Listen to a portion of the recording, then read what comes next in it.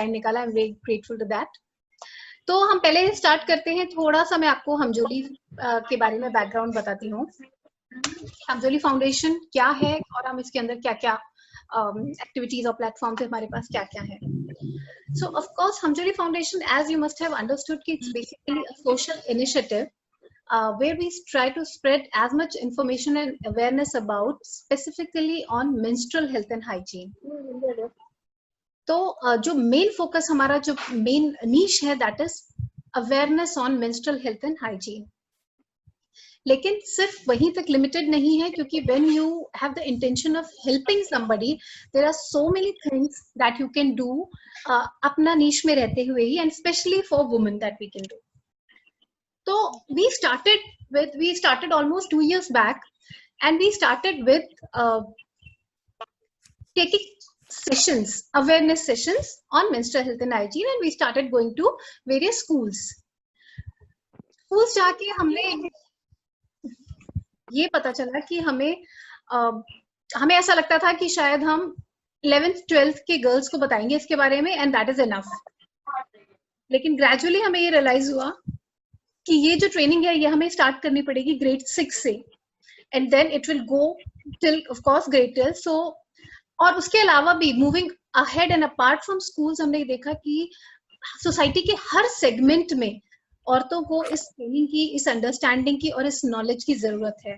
चाहे वो हम आप जैसे हम से पढ़े लिखे एजुकेटेड क्लास है, चाहे कॉर्पोरेट में काम करने वाली लेडीज हैं, हमारा हाउस कीपिंग स्टाफ है, या किसी भी सेगमेंट की लेडीज अगर हम लेंगे, although we have been menstruating for years all together, we have had kids, लेकिन हमने ये देखा है कि बहुत सारी इससे रिलेटेड चीजें और इंफॉर्मेशन ऐसी है जो मैं बोलूंगी कि शायद 80% लेडीज को भी नहीं मालूम होती है।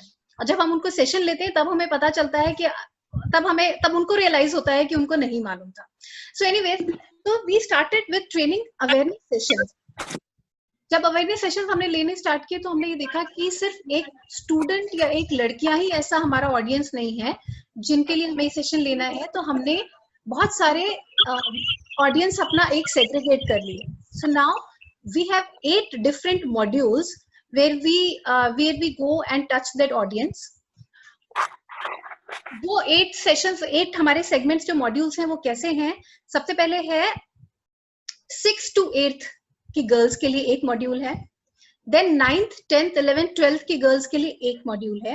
And you have to understand why there are so many different modules for different audiences, because हर सेगमेंट की अंडरस्टैंडिंग लेवल अलग है, हर सेगमेंट का एक रीच और उसका एक अपना जो पहले का इनहेरेंट अवेयरनेस है वो अलग है। सो इसलिए हम एक one size can not fit all, ऐसा नहीं कर सकते थे कि हमने एक मॉड्यूल बना लिया और हम वो हर जगह चलाए जा रहे हैं। तो 2 हमारे पास ये हो गए। फिर हमारे पास स्कूल बॉयज के लिए मॉड्यूल्स हैं, हमारे पास पेरेंट्स टुगेदर उनके लिए मॉड्यूल्स हैं, हमारे पास सिर्फ फादर्स के लिए मॉड्यूल है, हाउस कीपिंग स्टाफ या लो इनकम ग्रुप वाला जो हमारा मार्जिनलाइज सेक्शन है हमारे पास उनके लिए अलग मॉड्यूल है। कॉर्पोरेट लेडीज जो हैं, यानी हम वो एक क्लास जिसको हम कंसिडर करते हैं, they are educated, they are well aware, उनको सब कुछ पता है क्या नए हमारे पास ऑप्शंस हैं, सस्टेनेबल ऑप्शंस हैं, उनके लिए हमारे पास अलग मॉड्यूल है। तो इस तरह से ऑल टुगेदर 8 मॉड्यूल्स हमारे पास है। So with Hamjoli, primarily conducting awareness sessions is our prime focus, and that's what we do. Alina, can you put this on? So awareness sessions conduct करते हैं। दूसरी चीज हम फिर या आप कह सकते हैं कि we sponsor a girl, इस तरह के हमारे बहुत सारे प्रोजेक्ट्स चलते रहते हैं। सो उसमें हम क्या करते हैं कि पैड डोनेशन, हम ये चीज नहीं मानते हैं कि हम कहीं पे गए और हमने एक पैकेट सैनिटरी पैड्स का किसी को दे दिया और हमने बहुत बड़ा काम कर लिया, क्योंकि it is only going to have what like 6 or 7 sanitary pads inside it, और उसके बाद क्या। तो हम कोशिश करते हैं कि हम अगर किसी को सपोर्ट कर रहे हैं तो एटलीस्ट 6 months 1 year तक का उसका हम सपोर्ट करें उसको। सो व्हाट वी डू कि हमने इस तरह के किट्स बनाए हुए हैं जो सिर्फ sanitary pads नहीं है, but it takes care of the complete thing, as in it has undergarments, 2 pieces of undergarments, then it has disposal bags होते हैं उसके अंदर, 12 sanitary pads, ये जो आप शायद इसमें येलो कलर के बैग हैं ये वाले, और इसमें सोप होता है और इस तरह से एक पीरियड किट होता है। वो इस तरह की बहुत सारी चीजें मिला के हम एक अपना स्पॉन्सर गर्ल का किट बनाते हैं, और वो that takes care of either 6 months और 12 मंथ्स उस गर्ल के लिए। राइट, सो थर्ड हमारा इंपॉर्टेंट एस्पेक्ट है इसका वॉलंटियर ट्रेनिंग। ना वॉलंटियर ट्रेनिंग, आपको पता है कि किसी भी ऑर्गेनाइजेशन, किसी भी स्पेशली जो सोशल इनिशिएटिव है, इसमें बिना वॉलंटियर्स के it can not be a success and we can not reach as many people as we want to in the society. क्योंकि मैं एक या आप एक अकेले कहीं जाके बहुत जो हमारी रीच है, हम बहुत ज्यादा लोगों तक नहीं पहुंच सकते। So we need to have a very strong एक group of volunteers who are going to do the branching effect. मैं आपको बताऊंगी, आप अपने आगे आगे जाके 5 लोगों को बताएंगे, वो 5 लोग और आगे जाके 15 लोगों को बताएंगे। So volunteer training is very important because we understand this topic is such कि हम इसमें it's not like something कि मैं गई और मैंने कोई मोटिवेशनल स्पीच जाके या आपने कहीं जाके किसी को दे दी और उनको बहुत समझ आ गया, और या कोई एक क्लास है, एक कोई थ्योरी का क्लास चल रहा है। ये टॉपिक ऐसा है कि इतना एक ऑकवर्ड सिचुएशन लोगों को क्रिएट कर देता है, लोग इसको बहुत सेंसिटिव टॉपिक मानते हैं कि वो एक गर्ल टू गर्ल, एक वुमन टू वुमन भी बात करने के लिए थोड़ा झिझकते हैं, थोड़ा घबराते हैं उसमें। तो there has to be a very defined and set way how you approach this topic, या इस टॉपिक के बारे में आप कैसे कॉन्वर्जेशन को इनिशिएट करें, कैसे उन लोगों के साथ में आइस ब्रेक करें। उन लोगों में मतलब I am talking about may be a girl of 6th grade, 7th grade, 8th grade। तो वो लोग बिल्कुल कंफर्टेबल नहीं होते हैं, वो लड़कियां, इसके बारे में बात सुनने के लिए भी। So there has to be a very specific way जिस तरह से आप उनको रीच आउट करें।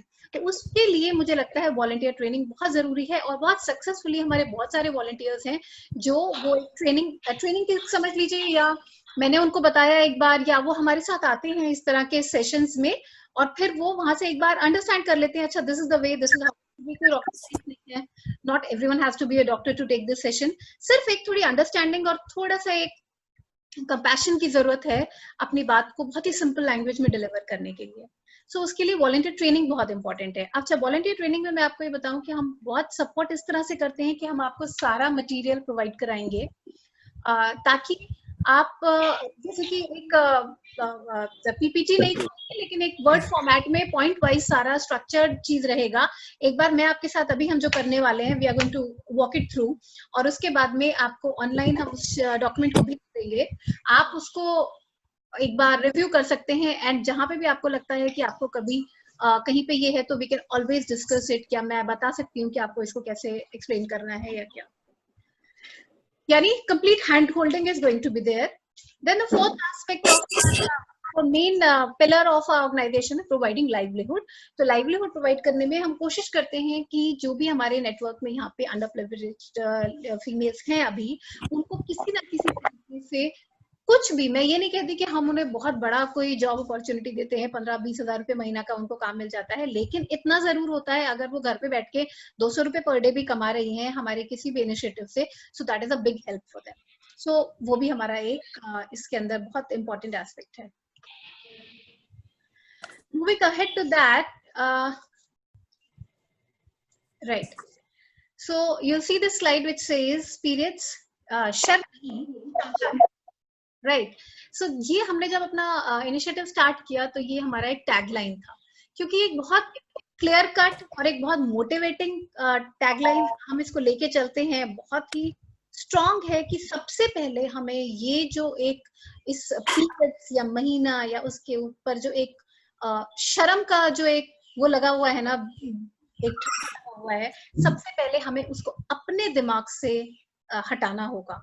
तो ये चीज खुद को भी समझनी है, और जिसको आप समझाने जा रहे हैं सबसे इंपॉर्टेंटली आप वहां से स्टार्ट करने वाले हैं कि पहले ये समझ लो कि ये कोई शर्म की बात नहीं है, ना आपने कोई गलती की है, ना ये आपको बीमारी हो गई है, ना ये इसलिए हो रहा है कि आपने कोई गलत काम करा है, बट ये एक आपकी सुपर पावर है। तो जब मैं क्लास में जाती हूँ किसी बच्चों से, तो मैं पहले उनको यही बोलती हूँ कि बच्चों आपको ये समझना है कि जैसे आप टीवी पे देखते हो कोई सुपरमैन होता है, वंडर वुमन होती है या कुछ होते हैं, सो ये औरतों के अंदर ऊपर वाले ने एक सुपर पावर, एक क्षमता दी है, और वो क्षमता ऐसी है कि एक औरत ही सिर्फ एक नया इंसान इस दुनिया में ला सकती है।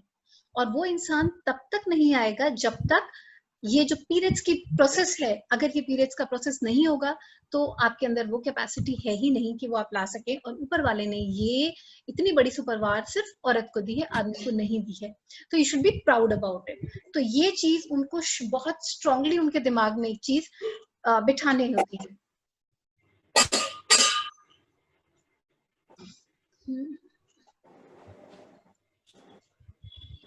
So at the outset of the session मैं आप सबको इनवाइट करना चाहती हूँ to be Hamjoli and join Hamjoli team.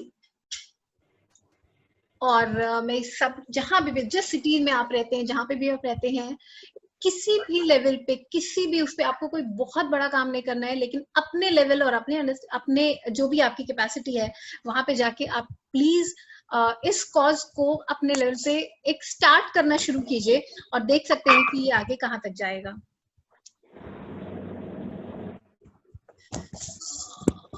Okay, तो लेट्स बिगिन विद कि आप क्या क्या कर सकते हैं, what all you can do, what all is expected from a Hamjoli volunteer.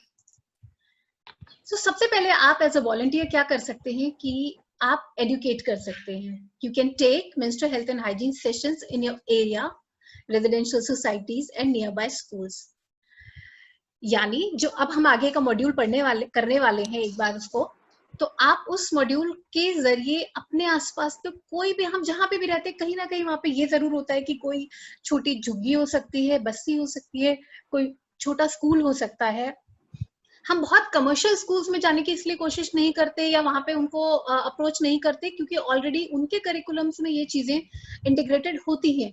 Plus वो जो बच्चे हैं, यानी हमारे बच्चे जिन स्कूल्स में पढ़ रहे हैं, उनको बहुत ज्यादा एक्सेस है इस तरह की इंफॉर्मेशन का, और वो हमसे उतने ओपन भी होते हैं कि बात कर सकते हैं। लेकिन अगर आप गवर्नमेंट स्कूल में, जिला परिषद स्कूल्स में जाते हैं तो वहां की जो लड़कियां होती हैं वो अपने माँ से भी इसके बारे में बात नहीं करती है, ना ही माँ उनको बिफोर हैंड ये बता के रखती है।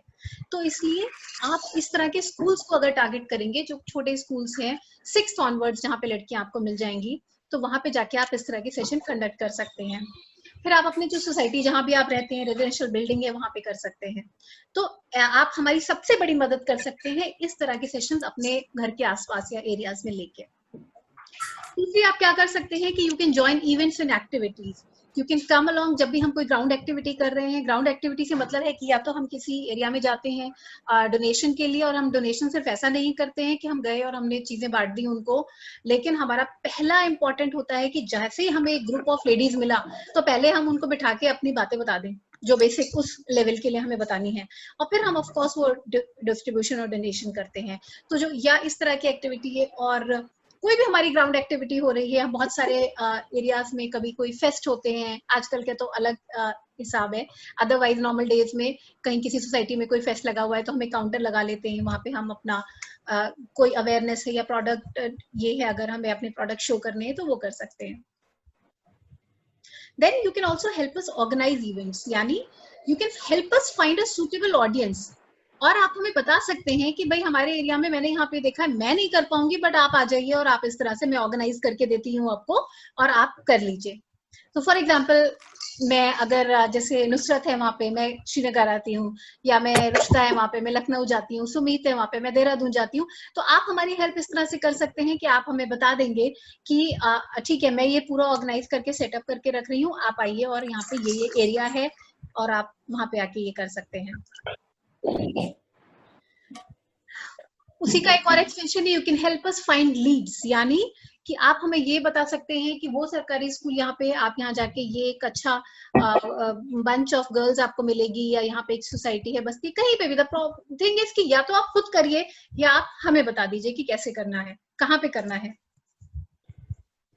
एंड देन मोस्ट इम्पोर्टेंटली, एक ये काम जो आप अपने घर पे बैठे हुए बिना किसी का वो किए हुए आप कर सकते हैं, that is help us spread the word.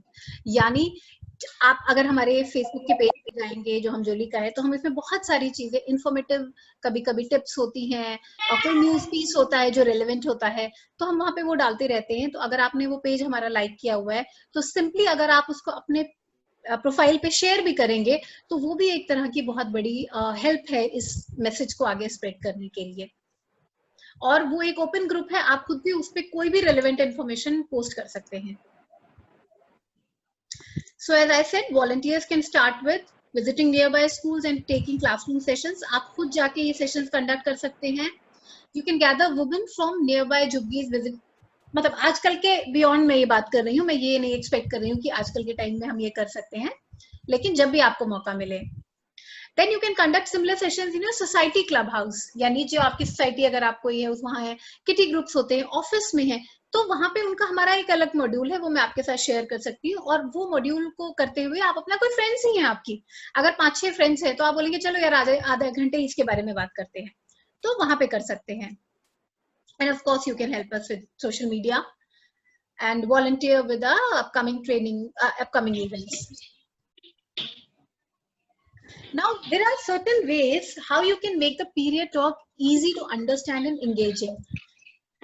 जैसे मैंने आपको पहले बताया कि ये बात ऐसी नहीं होती है कि बहुत आसानी से लोग कंफर्टेबली एक दूसरे के साथ में कर ले. मतलब I am talking about women to women as well, तो ऐसा नहीं है. और बच्चों में जो स्पेशली जो छोटी लड़कियां हैं, जो स्कूल में अगर आप जाएंगे तो उनके लिए तो अक्सर मैं आपको बताऊं अपना एक्सपीरियंस कैसा होता है. जब मैं किसी क्लास में जाती हूँ और वहां पे 7th 8th 9th क्लास की लड़कियां बैठी हुई हैं, तो जनरली वो सब ऐसे बैठी होती है, एकदम सर नीचे करके आपस में बात कर रही होती है और खुसुर खुसुर कर रही होती हैं, और उनको बहुत अजीब लगता है कि ये सब जो सामान दिख रहा है या ये सब पैड्स रखे हुए हैं ये है, तो ये मैडम ये ऐसी क्या बोलने आई है, क्या बात करने आई है, क्यों इस तरह से खुले में ये सब हमें दिखा रही हैं और बता रही हैं. तो वो बहुत सबड्यूड और बहुत ही एक अपने में अंदर बंद होती हैं और बिल्कुल वो मतलब नजर भी नहीं मेरे से मिलाती हैं स्टार्टिंग में. धीरे धीरे हम जब उनसे बात करना शुरू करते हैं, धीरे धीरे कुछ एक्टिविटीज होती हैं, उनके साथ में कॉन्वर्सेशन करते हैं, and by the end of every session I'm telling you is a complete change उनके अपने बॉडी लैंग्वेज में. यानी वो जो ऐसे बैठी होती हैं, अगर आप भी खुद कभी सेशन ये वाला कंडक्ट करेंगे और आप देखेंगे कि एक ग्रुप बना लेते हैं, उसके बाद में आके सब आपके पास, हर लड़की आपके पास आके कुछ ना कुछ पूछना चाहती है, कुछ ना कुछ बताना चाहती है. और उनका जो एक बहुत दबा हुआ जो स्टार्टिंग में उनका जो बॉडी लैंग्वेज था, वो एकदम दे ओपन अप. यानी क्योंकि इससे पहले उन्होंने किसी ने उनसे इस तरह की बात की ही नहीं, तो उनको बहुत अजीब लगता है इसके बारे में बात करना. बट ग्रेजुअली हम जब उनके साथ में खुलते हैं, धीरे धीरे बात करते हैं, तो वो नॉर्मलाइज हो जाती हैं. So normalizing period talk is also very important. तो अब जैसे आप किसी क्लास में गए हो, तो सबसे पहले आप देखोगे कि सब लोग बहुत चुपचाप बैठे हुए हैं या बहुत डरे हुए हैं और कोई भी ज्यादा एक्साइटेड नहीं है आपकी क्लास अटेंड करने के लिए कि क्या बताने वाले हैं. तो हमारा सबसे पहला इंट्रोडक्शन जब हम जाते हैं किसी क्लास में, तो we have to be like एकदम सुपर चीयरफुल, बहुत चीयरफुली जाके उनको ग्रीट करेंगे लड़कियों को. तो उनको थोड़ा the point is to make them comfortable कि ये जो आई है मैडम, ये कोई ऐसी बहुत पढ़ाई की, ज्ञान की, साइंस का क्लास लेने नहीं आई है. हम पहले ही उनको जाके बता देते हैं it is going to be just a fun talk. हम आपसे जैसे आप अपनी फ्रेंड से बातें करते हैं, उसी तरह से हम आपसे कुछ बातें करेंगे और आप भी हमारे साथ बहुत सारी बातें शेयर कीजिए और हम भी आपसे शेयर करेंगे. तो ये कोई क्लासरूम नहीं है, हम कोई पढ़ाई नहीं करने वाले हैं, पहले हम उनको ये बताते हैं. फिर हम इसी तरह से धीरे धीरे आइस ब्रेक करने की कोशिश करते हैं. तो सबसे पहले हम उनसे क्या बोलते हैं कि चलो एक काम करते हैं, एक गेम खेलते हैं. आपने बहुत सारे जो अपने टीम बिल्डिंग एक्सरसाइजेस ऑफिस वगैरह में होते देखा होगा कि बड़े सारे गेम्स होते हैं. तो अब क्योंकि वो छोटी लड़कियां हैं या वो हैं, तो एक सिंपल सा गेम हम उनके साथ में खेलने की कोशिश करते हैं. हम उनको बोलते हैं कि चलो अच्छा बताओ, तुमको ताली बजाना आता है? तो सब बोलते हैं हाँ, बजा के दिखाओ. तो सब ताली बजा लेते हैं. तो हम बोलते हैं नहीं, जैसे हम बोलेंगे वैसे ताली बजा के दिखाओ. यानी हम बोलेंगे 1 तो एक बार बजाओ, 2 तो 2 बार बजाओ, या whatever 4 5. So then we start doing. तो हम कुछ भी रैंडम नंबर्स बोलते हैं. 4 बोलेंगे तो they'll be like 2. ऐसे 4-5 बार कुछ भी नंबर बोलने के बाद में suddenly we'll say 0. तो जैसे हम 0 बोलेंगे, लेकिन क्योंकि they are in that rhythm, तो some of the girls will anyway they'll clap. So सारे हंसने लगते हैं कि अरे यार 0 बोला था तो तुम ताली बजा रहे हो 0 बोलने पे. सो इस तरह से तो एक क्या होता है कि जैसे the class breaks into a laughter, तो थोड़ा माहौल हल्का हो जाता है और उनको थोड़ा सा कुछ फन आने लगता है कि यहाँ कुछ हो रहा है.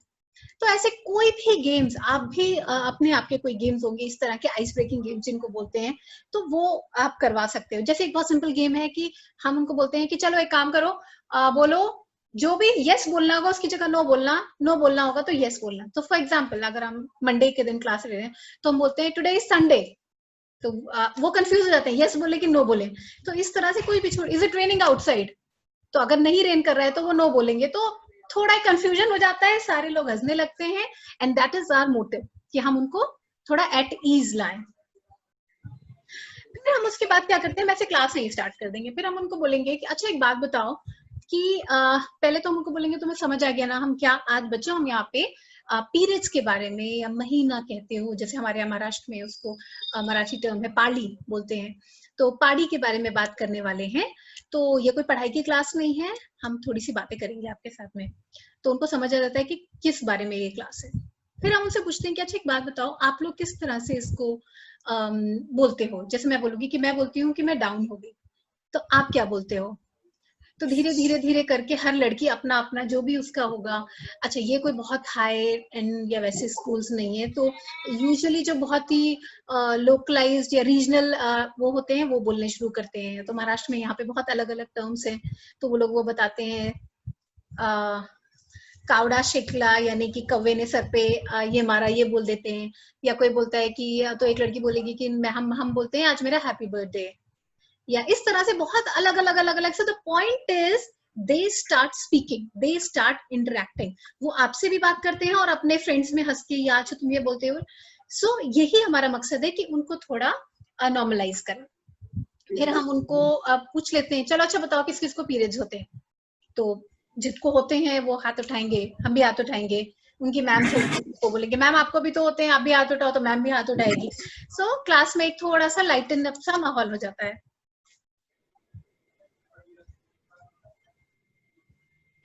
ओके, मिथ्स के बारे में ये हाँ ठीक है, मिथ्स के बारे में भी हम वहां पे भी बात नहीं करते। Actually I would like to cover this बाद में जब हम मिथ्स के बारे में करेंगे।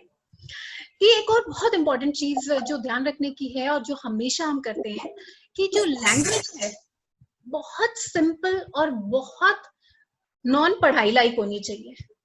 बिल्कुल उनको लगना नहीं चाहिए कि आप यहाँ कोई ज्ञान देने आए हो उनको, यानी उनको ऐसा लगना चाहिए कि आप सिर्फ बैठ के बातें कर रहे हैं। उनको लगना चाहिए मैं किसी फ्रेंड के साथ बात कर रही हूँ और वही बातें उनको आपके मुंह से सुनना उनको अच्छा लगेगा। तो किसी भी तरह की बड़ी बड़ी जैसे हमारे डॉक्टर फ्रेंड्स हैं यहाँ पे बहुत सारे, सो उनके साथ में मेडिकल टर्मिनोलॉजी बिल्कुल यूज करने का पॉइंट नहीं है, ना उनको समझ आएगी ना हमारा वो मकसद है। हमारा मकसद है वो सिंपल लैंग्वेज में उस चीज को समझ लें। तो जैसे फॉर एग्जाम्पल अगर आपको बोलना है कि ओवा के रिलीज के बारे में, पीरियड्स के साइकिल के दौरान आपको बोलना है कि द ओवा एक साइड में मैच्योर हुआ और रिलीज हुआ, तो instead of using the term ओवा आप एक सिंपलर टर्म बोलोगे एग। एग सबको समझ आता है, ठीक है। अच्छा और क्या होता है कि जहाँ पे हम ये करते हैं ना, तो try to keep the humour intact, as in बीच बीच में कहीं ना कहीं कोई ऐसी बात बोलते जाओ जिससे वो एकदम हंस पड़े या कुछ इस तरह का हो जाए। तो आप जैसे उनको तो द पॉइंट इज क्या आप बोलते हो, जैसे फलोपियन ट्यूब्स के बारे में बता रहे हो तो आप बोलोगे दो पतली पतली नालियां ये होती हैं, पाइप जैसे होते हैं। तो फेलोपियन ट्यूब मेंशन करने की जरूरत नहीं है क्योंकि उनको उससे कोई मतलब नहीं है ना, उनको समझ आएगा अगर वो बड़ी लड़कियां नहीं है, और पाइप सबको समझ आएगा।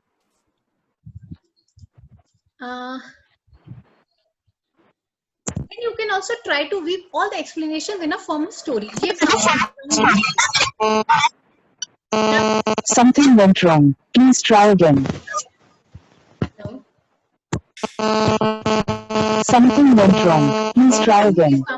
Tanya, ask everyone to mute. Then you will have no problem. Ask everyone to mute. आप लोग सब प्लीज अपना माइक म्यूट कर देंगे so that हाँ ये जो बैक में ही आ रहा है ये नहीं आएगा। हाँ I think everyone is mute now. फिर हम क्या करते हैं कि कोशिश करते हैं कि जो भी हम उनका एक्सप्लेनेशन जो स्पेशली बहुत ही अगर अपना फिजियोलॉजी से रिलेटेड यानी कोई बहुत ज्यादा टेक्निकल एक्सप्लेनेशन दे रहे हैं तो उसको एक स्टोरी में कन्वर्ट कर देते हैं।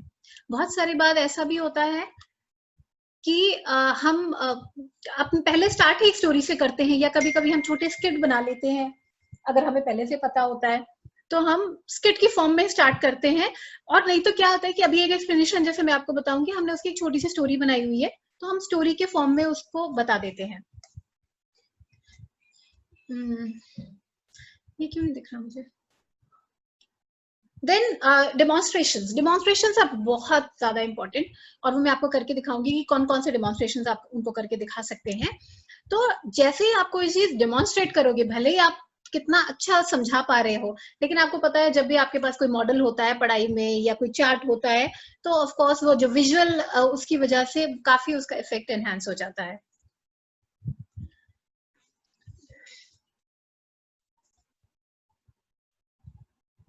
राइट, सो ये अभी हमारा था एक जस्ट बैकग्राउंड की एज अ वॉलंटियर आप क्या क्या कर सकते हो, और आप को क्या चीजें ध्यान रखनी चाहिए एज अ मेंस्ट्रुअल एक्टिविस्ट या एक ऐसा वॉलंटियर जो इसके बारे में बात करने जाने वाला है ग्राउंड में।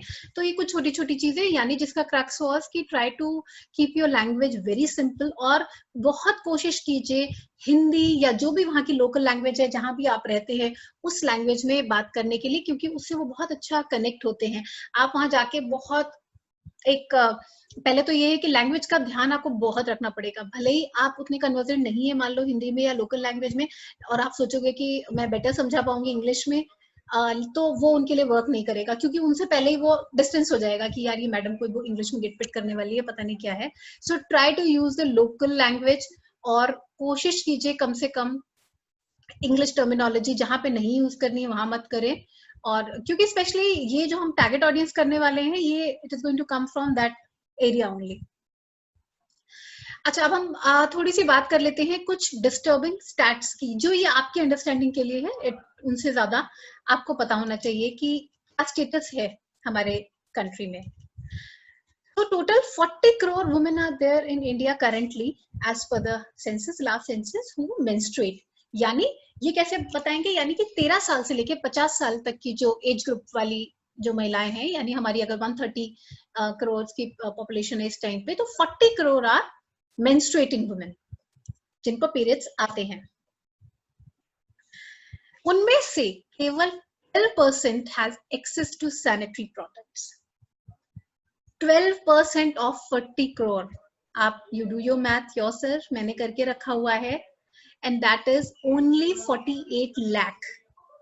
40 करोड़ में सिर्फ 48 लाख महिलाएं कोई भी सैनिटरी प्रोडक्ट उनको एक्सेसिबल है, और वो कपड़ा भी हो सकता है, मतलब ये कोई जरूरी नहीं है कि वो टैम्पोन है या वो कप है, it is just any sanitary product जो अपना उसके लिए टाइम पे यूज करती हैं।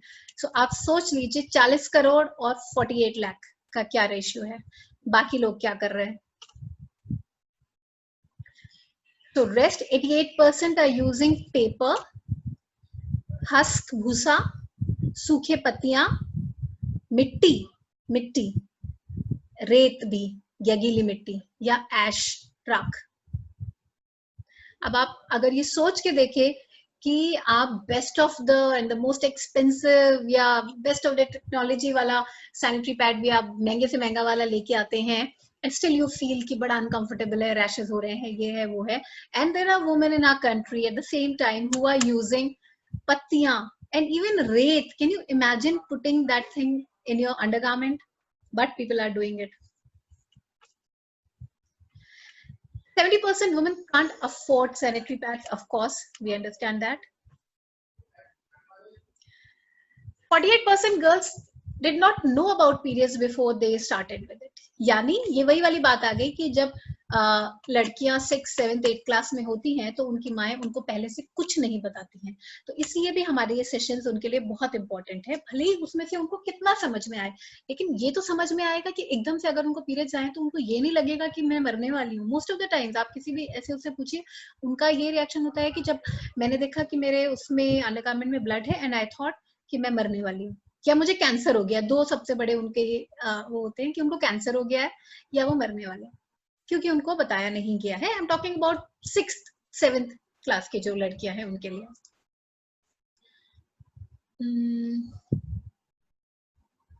Just I think we can not see it. Okay, so एक स्टैट ये भी है, 1 in every 53 वुमेन, यानी 53 में से एक इंडिया के अंदर औरत is susceptible to cervical cancer. कितना बड़ा प्रोपोर्शन और रेशियो है, आप ये समझिए। हर 50 में से एक महिला को सर्वाइकल कैंसर होने की संभावना है। और सर्वाइकल कैंसर का वन ऑफ द मेन कह सकते हैं या one of the leading cause is improper hygiene, अपनी जो वेजाइनल हाइजीन है, क्योंकि सर्वाइकल कैंसर होता है एक तरह के वायरस से, और जो उसका एंट्री है वो हमारा वेजाइनल कैनाल है। सो इस वजह से 53 में से एक महिला को ये हो सकता है। और उसका एक रीजन जो ये बहुत सारे लोग जो मेंस्ट्रुअल हाइजीन मेंटेन नहीं करते हैं, उसकी वजह से भी उसका एक रीजन है। सो इतना बड़ा एक उसका कारण बन सकता है poor menstrual hygiene. Now let's come to the module. अच्छा, ये एक जो मॉड्यूल हम एक बेसिक मॉड्यूल है जो ये करने वाले हैं एक स्कूल गर्ल्स के लिए, कि आपको उनके पास जब आप जा रहे हो तो आपको क्या क्या चीजें कवर करनी है, उनके साथ में किस किस चीज के बारे में बात करनी है। मैंने आपको सबसे पहले बता दिया कि हम जाएंगे तो हमारा बॉडी लैंग्वेज और हमारा उनके लिए एटीट्यूड कैसा होना चाहिए, चेयरफुल होना चाहिए, बहुत ही कॉन्वर्जेशनल होना चाहिए। उनके साथ पहले हमें जाते ही क्लास लेना स्टार्ट नहीं कर देना है, पहले हमें उनको कुछ ना कुछ भी, छोटे गेम्स हो गए, कुछ भी चीज उनके साथ में इंटरेक्शन करना है और उनसे बातें निकलवानी है। महीने में दर्द होता है तुम्हें, तुम क्या करती हो, अच्छा मम्मी मना करती है, क्या क्या काम करने के लिए मना करती है, क्या चीज यूज करती हो, कौन सा पैड यूज करती हो, नाम बताओ, टीवी में ऐड देखा है, कुछ भी आप उनसे पूछ सकती हैं। The point is to make them speak. सबसे पहले हम उनको यहाँ से स्टार्ट करते हैं कि हम उनको ये बताते हैं कि भाई ये जो पीरियड है, महीना काली जो है, क्यों होता है औरत को, क्यों, या हम आपको क्यों बता रहे हैं, आपको होगा तो क्यों होगा। अच्छा, वेरी इंटरेस्टिंगली ये चीज जब हम कॉर्पोरेट्स में भी जाते हैं तो अभी भी अगर आप किसी, मतलब हम यहाँ पूना में तो बहुत सारे आईटी ऑफिस जो हैं, हम बड़े से बड़े ऑफिस में जा चुके हैं, यानी वहाँ पे सारी की सारी सब एक्सपीरियंस्ड इंजीनियर्स हैं और बहुत ही हाईली टेक्निकल लेडीज काम करती हैं। तो जब उनसे भी हम कुछ ऐसे बेसिक, मैं आपसे कुछ बताऊंगी अभी क्या क्वेश्चन जब हम उनसे बोलते हैं, तो अगर अभी मैं पूछ लूं तो मैं कहती हूँ 50-60 लेडीज को ये नहीं पता होता है कि मेंस्ट्रुअल साइकिल का है क्या, व्हाट इज द फिजियोलॉजी, क्यों होता है और कैसे होता है।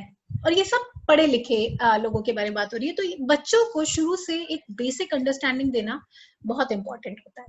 So what I do, I take along, मैंने एक इस तरह का, ये देखिए ये एक छोटा सा मॉडल जैसा बनाया हुआ है, स्पॉन्ज का बनाया हुआ है। तो अगर आपको जब मौका मिले या आप चाहें तो आप चार्ट का ले सकते हैं, but you need to have something, क्योंकि क्या होता है बहुत सारे उसमें जाएंगे जब, तो पीपीटी की अवेलेबिलिटी अगर नहीं है तो आप उनको दिखाओगे कैसे, दिखाना बहुत इंपॉर्टेंट है। तो मैंने तो इस तरह से एक ये मॉडल बनाया हुआ है। तो मैं उनको बताती हूँ कि देखो बच्चों, ये पहले आप ये समझो कि ये क्या है।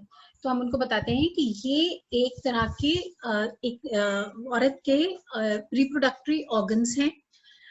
कहाँ पे होते हैं ये मैं उनको, जैसे मैं खड़ी हुई हूँ तो आई विल शो देम कि कहाँ पे होते हैं प्लेस करके, फिर हम बोलेंगे कि इतना बड़ा नहीं होता है, it is only the size of your fist, सिर्फ इतना सा होता है, और एकदम नीचे आपके लोअर एब्डोमेन में सिचुएटेड होता है, बहुत छोटा सा इतना सा होता है ये, राइट। फिर हम उनको बता देते हैं कि सारे देखो ये क्या है, ये एक तरह का बैग होता है। आपको पता है कि जो बेबी होता है वो मम्मी के पेट में यानी टमी में रहता है, तो टमी मतलब खाने वाले एरिया में नहीं रहता है, ये उसके नीचे जाके एक छोटा सा बैग होता है, बेबी वहां पे रहता है। अब हम उसके नाम उनको बता देंगे। तो क्या है कि ये जो बैग जैसी चीज है, बड़ी सी चीज, उसको बोलते हैं यूट्रस। उसके साथ में 2 ये पाइप लगे हुए होते हैं, इनको बोलते हैं फैलोपियन ट्यूब्स। उसके साथ में आप ये जो देख रहे हो 2 ये एक तरह, ये एक और ऑर्गन्स होते हैं जिनको बोलते हैं ओवरीज। अब ये ओवरीज जो होती है ये एक तरह का बैंक होता है, और उसके नीचे ये विजाइनल कैनाल, या हिंदी में अगर आप उनको बता रहे हैं तो आप बता सकते हो योनि मार्ग होता है। तो ये 4 चीजें होती है, इसको बनाती है फीमेल रिप्रोडक्टिव सिस्टम। अब ये जो आप ओवरीज देख रहे हो ये एक तरह का बैंक होता है, यानी इसके अंदर हजारों लाखों छोटे छोटे छोटे छोटे अंडे होते हैं, रह रहे होते हैं। जब लड़की बड़ी होती है, बड़ी एज इन जब वो प्यूबर्टी की एज में आती है, यानी 10, 11, 12, 13 साल की होती है, तो उसके बॉडी में कुछ चेंजेस होना स्टार्ट हो जाता है। और वो चेंजेस कैसे होते हैं, वो हमारे इसमें पीछे बेस ऑफ द नेक पे आप उनको बताते हैं, यहाँ दिखाते हैं, एक तरह का ग्लैंड होता है जिसको बोलते हैं पिट्यूटरी ग्लैंड, वो बिग बॉस की तरह होता है। तो जैसे ही बिग बॉस देखता है कि ये लड़की अब प्यूबर्टी की तरफ आ रही है, बड़ी हो रही है, तो उसके बॉडी में कुछ चेंजेस करवाने होते हैं उसको। तो वो चेंजेस पहले तो क्या क्या होते हैं आपकी बॉडी में, आप देखोगे कि सडनली आपकी हाइट बढ़ने लग जाती है 10 साल की 11 साल के बाद में एकदम से आपकी हाइट बढ़ने लगती है। और बहुत सारे उसके अलावा चेंजेस होते हैं, वेट बढ़ने लगता है, आपकी कमर थोड़ी सी पतली होने लगती है, और आपको थोड़े थोड़े कहीं किसी किसी को पिंपल्स भी आ जाते हैं। इस तरह के बहुत सारे चेंजेस होते हैं। दो और इम्पोर्टेंट चेंज क्या होता है कि आपके अंडर आर्म में और नीचे की साइड में थोड़े थोड़े से बाल आने लगते हैं, और आप देखोगे थोड़ा आपका ब्रेस्ट डेवलपमेंट होने लगता है। तो ये सारे चेंजेस का मतलब है कि प्यूबर्टी आ रही है। तो प्यूबर्टी का एक और सबसे बड़ा काम जो होता है वो होता है कि लड़की को पीरियड्स यानी महीना आना स्टार्ट हो जाता है। अब वो महीना कैसे आता है, तो जब लड़की बड़ी हो रही है तो वो जो बिग बॉस था वो थोड़ा सा सिग्नल देता है और कुछ हार्मोन्स बॉडी में ज्यादा बनने लगते हैं। जब वो हार्मोन्स बनते हैं तो वो क्या करते हैं, जो ये दो अंडे थे ना, ये अंडे जैसे ऑर्गन्स है ना, ये अपने अंदर और बहुत सारे अंडे हैं इसके अंदर, तो दोनों साइड में कुछ अंडे थोड़े बड़े करता है, मैच्योर करता जाता है, और उनमें से हर महीने सिर्फ एक अंडा इससे बाहर निकल जाता है। तो ये एक अंडा रिलीज होता है यहाँ से, और जो ये पाइप जैसी चीजें हैं, जो फेलोपियन ट्यूब्स हैं, ये इस अंडे को पकड़ लेती हैं, और ये अंडा यहाँ से ट्रेवल करते करते करते करते इस बैग के अंदर आ जाता है। अब जब ये सब काम हो रहा था तो इसमें एक काम और होता है कि जो ये बैग था, ये क्या करता है कि अपने चारों तरफ की जो ये लाइनिंग है इसको थोड़ा मोटा कर लेता है, गद्देदार बना लेता है, थिक कर लेता है। और वो क्या चीज से थिक करता है, ब्लड वेसल से, ब्लड का ही बना हुआ थिकनेस होती है, गद्दा जैसा बना लेता है। अब ये सारा काम हो क्यों रहा है, ये सारा काम इसलिए हो रहा है कि जैसे ही बॉडी को पता चला कि अब वो लड़की बड़ी हो रही है, तो उसको ये पता था, ये जो यूट्रस है इसको एक ही काम पता है, मेरा काम है सिर्फ बेबी आएगा उसको अच्छी तरह से संभाल के अपने अंदर कंफर्टेबली रखना है। ये यूट्रस को इतना ही पता है, उसको नहीं पता कि लड़की की एज क्या है, उसकी शादी हुई है कि नहीं है, उसको बच्चा चाहिए कि नहीं चाहिए, बट उसको पता है मेरे को हर महीने वो कंफर्टेबली बेबी को अपने अंदर रखना है, तो वो एक गद्दा बना लेता है। अब ये यहाँ से एक एग आया था, ये एग यहाँ पे पहुंच गया, इतने में ही अगर यहाँ पे इसका दूसरा फ्रेंड एग जो कि बॉय का एग है अगर वहां पे होता, तो शायद दो तरह की चीजें होती। एक चीज तो ये होती कि वो दोनों आपस में मिल जाते और एक बेबी बन जाता, और वो बेबी आराम से इस गद्दे के ऊपर बैठ के अपना न्यूट्रिशन लेने लगता और बड़ा होता जाता। बट ऐसा तो हर महीने नहीं पॉसिबल है, और ना 13 साल 14 साल की उम्र में ऐसा होना स्टार्ट हो जाता है। तो क्या होता है, दूसरा ऑप्शन होता है। दूसरा ऑप्शन क्या होता है कि वो जो बॉय का सेल था वो वहां पे मिलता ही नहीं है इसको, तो जब वो नहीं मिला तो ये वाला एग जो है धीरे धीरे बोर होके ये नीचे के रास्ते से बाहर चला जाता है, गिर जाता है। अब जब यूट्रस को ये पता चलता है यार मुझे तो बेबी आने ही नहीं वाला है, मुझे तो किसी का ध्यान ही नहीं रखना है, तो वो भी क्या करता है कि वो भी टूट टूट के नीचे के रास्ते से निकल जाता है, ये जो ब्लड का गद्दा बना हुआ था। और ये गद्दा जो टूट टूट के निकल रहा है यही हमारा पीरियड का ब्लड है या महीने का ब्लड है, जो ये हो रहा है। तो ये क्या होता है, तो सिर्फ सारा चक्कर इसीलिए हो रहा है कि यहाँ से एग रिलीज हो रहा है, एग आ रहा है यूट्रस में, अगर उसको वहां पे एक बॉय सेल नहीं मिलता है तो वो वापस चला जाता है, और जो ये गद्दा बनाया गया था इसका कोई काम नहीं रह जाता है और ये टूट के निकल जाता है। इसी वजह से हमें पीरियड्स होते हैं।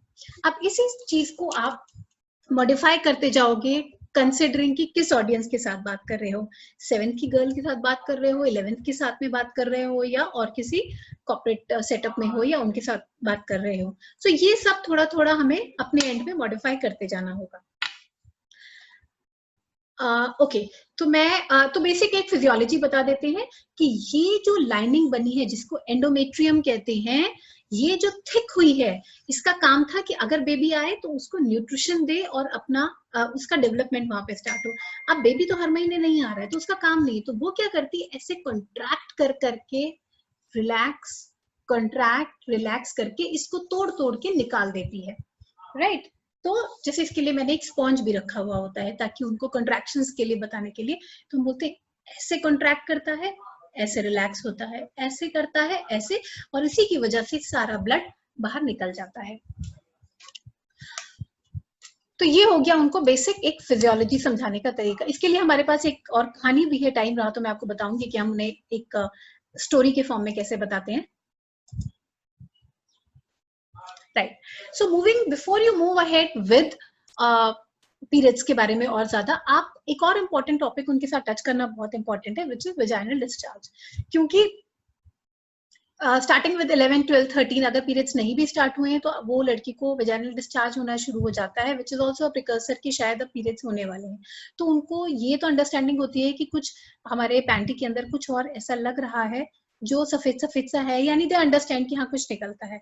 तो वहां पे उनको उसकी नॉर्मलसी और व्हाट इज एबनॉर्मल वो बताना जरूरी है. तो आप उनको बताओगे कि आप ऐसा महसूस करते होगे कि जो आपका अंडरगारमेंट है उसमें कभी कभी कुछ सफेद रंग का पानी जैसा निकलता है. तो सबसे पहले आपको उनको बताना है कि वो नॉर्मल है, उसमें कोई बीमारी की बात नहीं है, वो कुछ गलत नहीं हो रहा है, वो नॉर्मल है, सबको होता है, और वो हमारी बॉडी का एक तरीका है अपने आप को साफ करने का. तो इसलिए वो नॉर्मल है. लेकिन किन 5 बातों का ध्यान आपको रखना है जब आपको ये पता चलेगा कि ये गड़बड़ है, ये नॉर्मल नहीं है? तो उनमें से सबसे पहली चीज है, अच्छा, एक नॉर्मल वेजाइनल डिस्चार्ज का आप उनको बताओगे किस तरह का होता है? कलरलेस, कोई ज्यादा उसका रंग नहीं होता, उसमें कोई स्मेल नहीं होती, अलग सी गंध नहीं होती है, और पानी जैसा होता है या हल्का बहुत चिपचिपा होता है. अब अगर आपको ये 5 चीजें दिखें तब आपको समझना चाहिए कि इसमें कुछ गड़बड़ है. चेंज इन कलर, यानी अगर उसका ट्रांसपेरेंसी जाके चेंज कलर हो जाए, हरा, भूरा, कत्थई, लाल, इस तरह का, या कर्ड लाइक, दूध, फटे हुए दूध जैसा, दही जैसा, अगर ऐसा कुछ आपको लगता है तो आपको समझना चाहिए कि हाँ शायद ये ठीक नहीं है. ओडर, यानी मैंने आपको बताया कि इसमें कोई अपनी स्मेल, अपनी गंध नहीं होती है, लेकिन अगर आपको लगता है कि उसमें कोई मछली के पानी जैसी, रुके हुए पानी जैसी कोई भी अनप्लेजेंट ऐसी स्मेल आ रही है जो आपको अच्छी नहीं लग रही है, दैट इज नॉट नॉर्मल. अगर आपको नीचे के एरिया में इरिटेशन, खारिश सी हो रही है, बहुत ज्यादा, इतनी के बियॉन्ड नॉर्मल हो रही है, उसका भी रीजन हो सकता है कि वहां पे कोई आपको इन्फेक्शन या किसी तरह की एबनॉर्मलिटी हो रही है. अगर आपको लो बैक में, पीछे के एरिया में हम एक लंबे समय तक दर्द, हल्का हल्का हल्का दर्द लग रहा है, कई दिनों से चलता जा रहा है, और बाकी की भी ऊपर की चीजें हो रही हैं, वो भी एक इंडिकेशन है किसी इन्फेक्शन का. या बर्निंग सेंसेशन, बर्निंग सेंसेशन मतलब नीचे जलन सी, जब आप यूरिन करने जा रहे हो तो आपको बहुत जलन महसूस हो रही है. तो अगर ये 5 बातें या इनमें से कोई भी एक बात कम से कम 5 से 7 दिन तक लगातार आपको हो रही है, तो आपको किसी बड़े को, चाहे अपनी माँ को, बहन को, किसी को भी बताने की जरूरत है. तो आपको चुप करके नहीं बैठना है और आपको किसी को ये बात, बड़े को, बतानी है. फिर हमने उनको बता दिया कि पीरियड्स होते हैं भाई. अब आपको ये समझना है कि क्या नॉर्मल है और क्या एबनॉर्मल है. कैसे आपको पता चलेगा कि आपको कुछ गड़बड़ हो रही है? सबसे पहले एज ऑफ मेनार्की, यानी कि पीरियड्स के स्टार्ट होने की क्या नॉर्मल एज है. सो 10 से लेके 16 साल तक के बीच में लड़की को कभी भी पीरियड स्टार्ट हो सकते हैं. और एक और माइलस्टोन्स ये माने गए हैं कि अगर उसको 2 ऐसे माइलस्टोन्स अगर ज्यादा दिख रहे हैं, यानी कि ब्रेस्ट डेवलपमेंट और प्यूबिक हेयर अगर आते हुए 1 से 1.5 साल हो गया है, तो यानी उस लड़की को within 6 to 8 months period start हो जाएंगे. लेकिन 10 से लेके 16 साल तक की उम्र के बीच में कभी भी स्टार्ट हो सकते हैं. अगर किसी को 8 साल की उम्र में हो रहे हैं, 9 साल की उम्र में हुए हैं, या किसी को 16 तक नहीं हुए हैं, तो डेफिनेटली उसको एक बार डॉक्टर के पास जाके अपना एक बार हार्मोनल प्रोफाइल कराने की जरूरत है कि कुछ ना कुछ हार्मोनल इम्बैलेंस है जिसकी वजह से बहुत जल्दी हो गए हैं या अभी तक नहीं हुए हैं. फिर उसके बाद ये पता है कि ये जो पीरियड्स का सिलसिला है ये एक सर्टेन एज तक ही चलता है और उसके बाद जाके बंद हो जाता है, उसको बोलते हैं मेनोपॉज. वो 50 ऑनवर्ड्स एक्सपेक्टेड होता है, आजकल 45 के बाद भी स्टार्ट हो जाता है, किसी को 55 तक भी नहीं होता है. तो ये वेरी करता है, बट अप्रोक्सीमेट एज है 50 ईयर्स. और ये ऐसा नहीं है जैसे पीरियड स्टार्ट हुए तो एकदम से हो जाते हैं, ये धीरे धीरे वीन ऑफ हो सकता है कि रुक रुक के होगा. लेकिन अगर 9 महीने तक एक साथ पीरियड्स नहीं आए तब माना जाता है कि शायद मेनोपॉज अचीव हो गया है. फिर ये बहुत इंपॉर्टेंट है कि ड्यूरेशन ऑफ साइकिल, जो कितने ड्यूरेशन जो है वो जो साइकिल का आपका है कितना नॉर्मल है. फॉर एग्जाम्पल कोई लड़की ये भी बोल सकती है कि अच्छा ये क्या होता है कि लोग आपस में जब इनको स्टार्ट होते हैं तो बहुत ज्यादा आपस में इसके बारे में क्यूरियस होते हैं कि दूसरे को कैसे हो रहा है। तो इनको लगता है कि मैं भी 8th में हूँ, ये भी 8th में है, बट ये तो बोलती है इसको 3 दिन ही होता है, मुझे तो 7 दिन होता है। या ये बोलती है कि मेरे को तो इतनी बार पैड्स चेंज करने पड़ते हैं, मुझे तो नहीं करने पड़ते हैं। तो वो क्या करते हैं, वो मेंटली कंपेयर करते हैं कि हमारी एज भी सेम है, हम सेम क्लास में पढ़ रहे हैं, फिर इसका और मेरा डिफरेंस कैसे। तो उनको ये चीज बहुत जरूरी है समझाने की हर किसी की बॉडी अलग है, हर किसी का सिस्टम साइकिल सब अलग रहेगा, इररेस्पेक्टिव कि तुम्हारी वो बेस्ट फ्रेंड हो सकती है या तुम्हारी क्लासमेट हो सकती है, तुमसे छोटी हो सकती है, बड़ी हो सकती है, बट ये कंपैरिजन ठीक नहीं है कि इसको होता है तो मुझे क्यों नहीं होता। आपकी चीजें बहुत ज्यादा डिपेंड करेंगी आपकी माँ और आपकी नानी के ऊपर, उनको कैसा था उसके हिसाब से, आपकी हेरिडिटरी के हिसाब से ये चीजें ज्यादा डिपेंडेंट है रादर देन एज से कि आपकी फ्रेंड को कैसा हुआ है।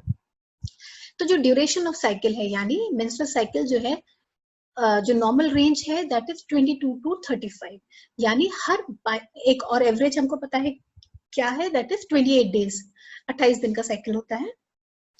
तो अगर किसी को हर 23rd डे, हर 24 डे पे हर महीने हो रहा है और हमेशा उसको वैसा हो रहा है तो ये उसके लिए नॉर्मल हो सकता है। और किसी को हर 30 दिन के 35 35 36 डेज के बाद आ रहा है, ये उसके लिए नॉर्मल हो सकता है। फॉर एग्जाम्पल अगर कोई लड़की 1 मार्च को हुआ है और उसको 25 मार्च को है, तो उसको ये नहीं सोचना चाहिए कि मुझे तो महीने में 2 बार होता है, क्योंकि वो महीना तो कैलेंडर मंथ से कैलकुलेट कर रही है, उसको ये देखना चाहिए उसका साइकिल कितने उसका है। तो लड़कियों को हमेशा से हम ये बताने की कोशिश करते हैं कि आप एक डायरी बनाओ, उस डायरी में हमेशा लिखो किस दिन आपको पीरियड स्टार्ट हुआ, तो और उसके बाद से वो कैलकुलेट करो। जो पहला दिन आपको ब्लीडिंग स्टार्ट हुआ वो हमेशा साइकिल का फर्स्ट डे होता है, इररेस्पेक्टिव ऑफ कि आपका इररेस्पेक्टिव ऑफ कि मंथ का क्या दिन चल रहा है, मंथ का क्या डेट है, डे है, उससे कोई मतलब नहीं है। आपको जिस दिन पीरियड, यानी अगर मुझे 8 तारीख को ब्लीडिंग स्टार्ट हुई तो मेरे साइकिल को मैं काउंट करूंगी 8th is my first day, उससे लेके 8 पहला दिन 9, इस तरह से मैं आगे हम देखेंगे कैसे साइकिल काउंट करते हैं। तो वह उस तरह से करना होता है। तो और अगर किसी लड़की को ज्यादा ड्यूरेशन के बाद आते हैं तो वो उसके लिए नॉर्मल हो सकता है, लेकिन ये कंसिस्टेंटली होना चाहिए। फिर एक और इम्पॉर्टेंट चीज है नंबर ऑफ ब्लीडिंग डेज क्या नॉर्मल हो सकते हैं, which can range from 2 to 7 days. अब अगर कोई लड़की ये बोलती है कि पहले दिन मुझे ठीक होता है, दूसरे दिन हल्का स्पॉटिंग होता है, फिर कुछ नहीं होता है, तो ये उसके लिए नॉर्मल हो सकता है क्योंकि उसका वैसा ही साइकिल है। लेकिन अगर किसी को सिर्फ एक दिन ब्लीडिंग होती है तो भी उसको चेक करना इम्पोर्टेंट है, लेकिन एक दिन के बियॉन्ड होती है एंड हमेशा वैसा ही होता है तो that is normal for her. इसी तरह से अगर किसी को 7 दिन होती है, धीरे धीरे स्पॉटिंग चल रहा है, तो that is normal for her. लेकिन अगर किसी को 7वें 8वें दिन भी उतना ही ब्लड लॉस होता है जितना उसको दूसरे या तीसरे दिन है, तो possibly that can be a condition of menorrhagia, यानी उसका रीजन करना पड़ेगा कि इतने हैवी ब्लीडिंग इसको इतने लंबे समय तक क्यों हो रही है। लेकिन अगर धीरे धीरे कम हो रहा है, जो स्पॉटिंग के उस पे आ गया है, तो दैट इज नॉर्मल, तो 7 दिन तक भी हो सकता है। फिर जैसे मैंने आपको बताया कि उनको हम एक तरह का चार्ट भी दिखा सकते हैं कि लेंथ ऑफ साइकिल कैसे कैलकुलेट करना है। पहली चीज उनको बतानी है कि हमेशा लिखना है आपको एक डायरी में, जनवरी में 17 तारीख को हुआ, फरवरी में 15 को हुआ, मार्च में 13 को हुआ, तो उसको पता चल जाएगा कि हर 28 दिन के बाद मेरे को हो रहा है। वो कैलकुलेट कैसे करना है उनको, कि उनको इस तरह से बताया रहा है, ये इंपॉर्टेंट है कि जिस दिन ब्लीडिंग हुई है स्टार्ट वो फर्स्ट डे ऑफ साइकिल है, और जिस दिन अगले बार स्टार्ट हुई है उससे लेके उस दिन तक को कैलकुलेट कर लो तो आपका साइकिल आ जाएगा। फिर बहुत सारी लड़कियां और लेडीज भी ये कंप्लेंट करती है मिस्ड पीरियड के लिए कि बीच बीच में ऐसा होता है कि हमें शायद, या बहुत बोलेंगे कि हमें अक्सर ऐसा होता है मिस हो जाता है बीच में पीरियड या कोई, तो एक बार ये उनको समझाना कि क्या पॉसिबल रीजंस हो सकते हैं मिस्ड पीरियड के, वो इम्पोर्टेंट है। तो सबसे पहले चीज अगर हम इस तरह से देखेंगे कि मान लो प्रेगनेंसी और उसको छोड़ते हुए, सो वेट, अगर एक्सेसिव वेट है तो उससे भी हार्मोनल इम्बैलेंस होता है और उसकी वजह से भी पीरियड्स रुक सकते हैं। या एक्सेसिवली लेस है वेट, यानी जो माल नरिशमेंट की कंडीशन चल रही है तो भी पीरियड मिस हो सकते हैं। हार्मोनल बैलेंस ऑफ कोर्स, अगर हमारा जो एस्ट्रोजन प्रोजेस्टेरोन का ये है या और दूसरे हार्मोन्स बराबर नहीं है तो हो सकता है। जिनको थायराइड इश्यूज होते हैं उनके पीरियड्स मिस हो जाते हैं कभी कभी, पीसीओडी या इस तरह की कंडीशंस हैं तब भी पीरियड्स बहुत ज़्यादा फ्लक्चुएट भी करते हैं, मिस भी हो जाते हैं। अगर कोई लॉन्ग टर्म मेडिकेशन पे है किसी भी कंडीशन के लिए तो भी पीरियड्स मिस हो सकते हैं, या एक्सेसिव स्ट्रेस की कंडीशन है तो भी कभी कभी पीरियड्स मिस हो सकते हैं। और दूसरी तरफ अगर हम देखेंगे तो of course duration of pregnancy में पीरियड्स नहीं होंगे, क्योंकि जो पीरियड्स का काम हो रहा है, जो पीरियड्स का रीजन था, जो एंडोमेट्रियम थी, वो शेड ही नहीं होगी, क्योंकि वहां पे एक ऑलरेडी जो बेबी है वो अपना न्यूट्रिशन उस एंडोमेट्रियम से ले रहा है। फिर अगर कॉन्ट्रासेप्टिव पिल्स के ऊपर है तो एक डेजिग्नेटेड टाइम के बाद ही, जब आप विड्रॉल ब्लीडिंग होगी तभी होगी, या अगर ब्रेस्ट फीडिंग है तब भी ये पीरियड्स मिस होते हैं उस टाइम पे।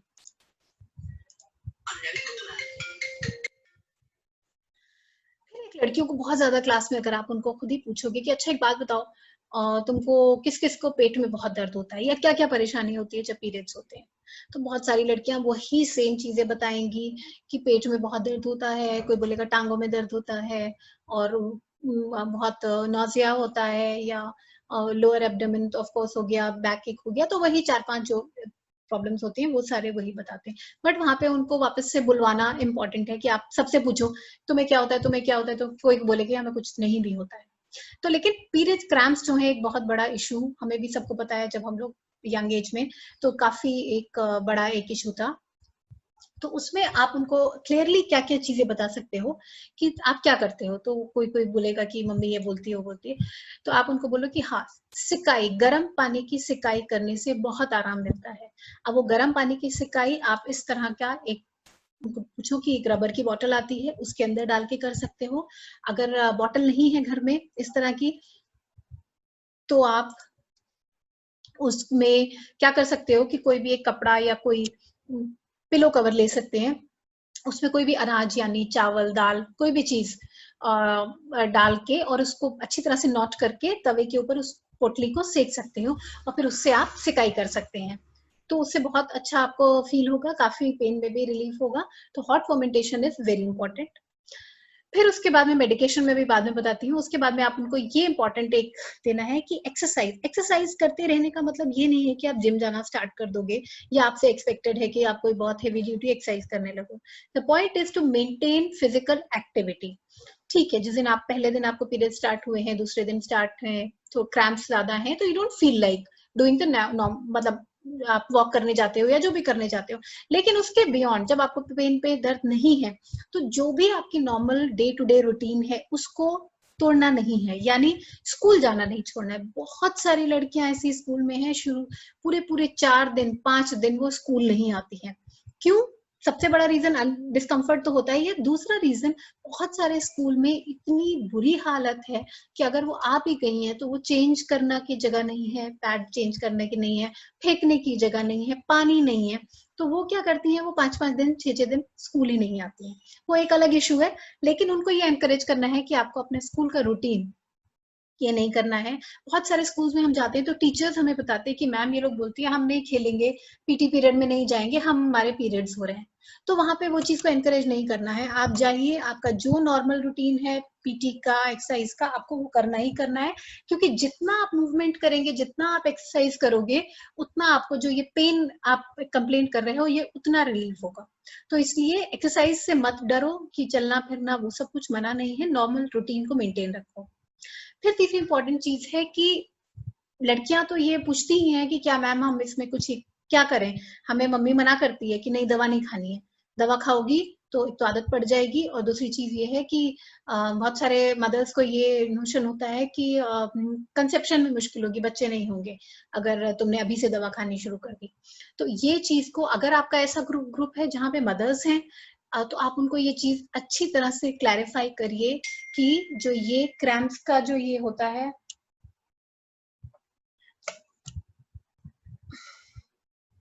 जस्ट मुझे लग रहा है कि somebody is not able to listen to me.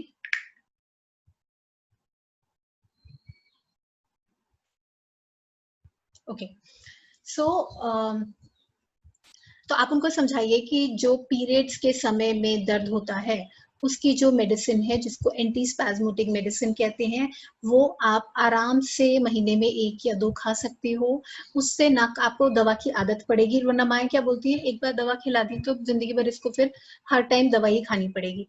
तो ऐसा कुछ भी नहीं है, आप अपने किसी डॉक्टर से लिखवा सकते हो। अगर ओटीसी है तो आप मेडिकल शॉप पे जाके बोल सकते हो कि मुझे पीरियड पेन के लिए दवा चाहिए, और उस दर्द को सहने की जरूरत नहीं है, बिल्कुल जरूरत नहीं है। आप कंफर्टेबली आराम से उस समय में उस दर्द के लिए दवा खा सकते हो। यानी ये मैसेज उनको देना बहुत जरूरी है कि दवा से डरो मत, दवा कुछ आपको ये नहीं करने वाली कि आपको आगे जाके बच्चे नहीं होंगे। बहुत सारी माएँ इसी वजह से लड़कियों को उस टाइम पे मेडिकेशन नहीं देती हैं। फिर एक डाइट के बारे में उनके साथ में थोड़ी बात करना बहुत इंपॉर्टेंट है। तो डाइट में जब आप बात करते हो, आप उनको बोल सकते हो कि अच्छा ठीक है, चलो बताओ कि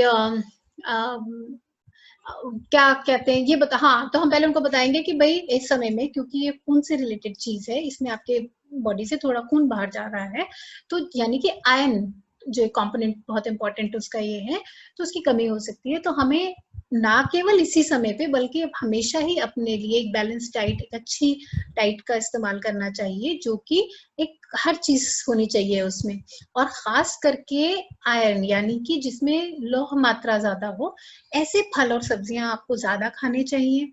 तो आप उनसे पूछो कि अच्छा बताओ आयरन किस किस चीज में होता है, तो सब लड़कियां अपना अपना बताने लगेंगी, कोई कुछ बोलेगा कुछ।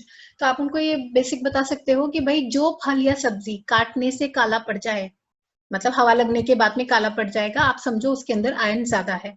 तो पहले तो वो फल सब्जी कौन कौन से, नाशपाती हो सकती है, केला हो सकता है, सेब हो सकता है, और उसके अलावा अगर आप आयरन रिच बताओगे उनको तो बहुत सारे, जैसे बीट रूट है, वो बहुत अच्छा उसके अंदर ये है, और ग्रीन लीफी वेजिटेबल्स सारी की सारी, ग्रेन्स हो गए, तो ये सारी चीजों में खजूर, गुड़, ये सब चीजों में बहुत आयरन रिच होता है।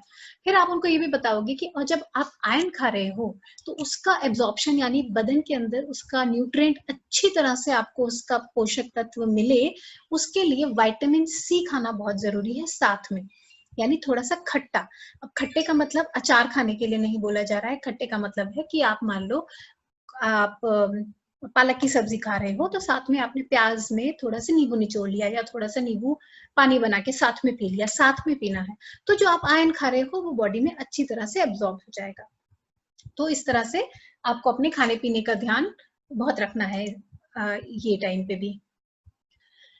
उसके बाद एक इम्पॉर्टेंट एक्टिविटी, और जो बहुत ही आई ओपनर एक्टिविटी हमेशा हमारे हर सेशंस में हमने देखी है, कि हम उनको ये पूछते हैं कि अच्छा ठीक है, चलो भाई आपने बोला 5 दिन 7 दिन, किसी को पीरियड्स कितने दिन होते हैं, तो आप एक बात बताओ कि आपको क्या लगता है 5 दिन 6 दिन में कितना ब्लड लॉस हो जाता होगा, क्या लगता है आपको? मतलब ऐसे तो नहीं किसी चीज को मेजर कर सकते स्पेशली, पर भी कुछ एक वेग आइडिया होता है, क्या लगता है आपको कि मुझे तो कोई कहेगी लड़की 7 दिन तक पीरियड्स होते हैं, कितना ब्लड लॉस होता होगा? तो हम बोलते हैं ठीक है, चलो हम आपको कुछ ऑप्शंस देते हैं, एक जग, एक पानी की बोतल, एक चाय का कप, क्या लगता है कितना ब्लड लॉस होता होगा? तो सभी लोग खुसुर खुसुर खुसुर खुसुर थोड़ा बहुत स्टार्ट हो जाता है, and some of them are pretty confident कि मैम मे बी एक पानी की बोतल के करीब। तो फिर आप पूछते हैं उनसे, अच्छा मतलब छोटी वाली की बड़ी वाली, 5 लीटर की 500 ml की 1 लीटर? तो नहीं नहीं मैम छोटी वाली। या कोई बोलेगा कि नहीं नहीं नहीं नहीं, बस एक कप होता होगा, बस एक कप, चाय का एक कप। तो इस तरह से वो अपना अपना कुछ ना कुछ कोई भी रैंडम थॉट बताते हैं। थैंकफुली जग के बराबर कोई नहीं बोलता है, लेकिन इतना वो बताती है। तो उस लेवल वहां पे आके हम उनको एक छोटा सा डेमोन्स्ट्रेशन करके दिखाते हैं। तो हम क्या करते हैं, साथ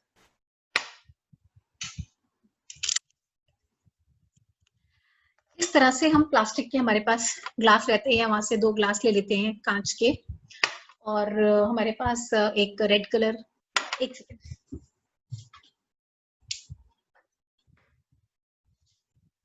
हमारा जो ये किट है, हम हमेशा इसमें ये चीजें रखते हैं। इस तरह से प्लास्टिक वाले ग्लासेस लेके जाते हैं, एक ये पेंट ब्रश रखते हैं, और एक ये रेड कलर रखते हैं। तो ये सब हम लेके जाते हैं। और एक ग्लास में पानी भरते हैं पहले से, उसके अंदर वो पेंट थोड़ा सा घोल लेते हैं। उसके बाद हम उनको बताते हैं कि आपने, किसी ने बोला कि मैम एक बॉटल के बराबर होता होगा, तो हम राइट देयर हम उनको ये डेमोन्स्ट्रेट करके बता देते हैं कि एक नॉर्मल पीरियड में एवरेज ब्लड लॉस, नॉर्मल मतलब जिसको कोई बीमारी नहीं है, मेनोरेजिया नहीं है, कोई और तरह की बीमारी नहीं है, उस लड़की को, उस औरत को 3, 4, 5, 6, 7 दिन में कितना बॉडी से ब्लड निकलता है। क्योंकि एक्चुअली क्या है ना कि ब्लड लॉस एक बहुत ही साइकोलॉजिकल इम्पैक्ट करता है हर किसी को। तब आप 5 दिन 7 दिन में खून जाता है, कितना हो जाता होगा, मैं तो वीक हो जाती हूँ उसमें। तो ये बताना उनको बहुत इम्पोर्टेंट है।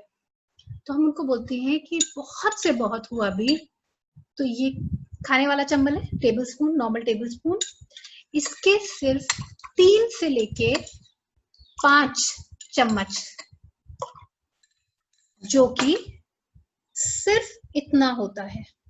यानी अगर ml में बात करें तो 40 से 50 ml केवल सिर्फ आपके बॉडी से इतने में इतना ब्लड निकलता है।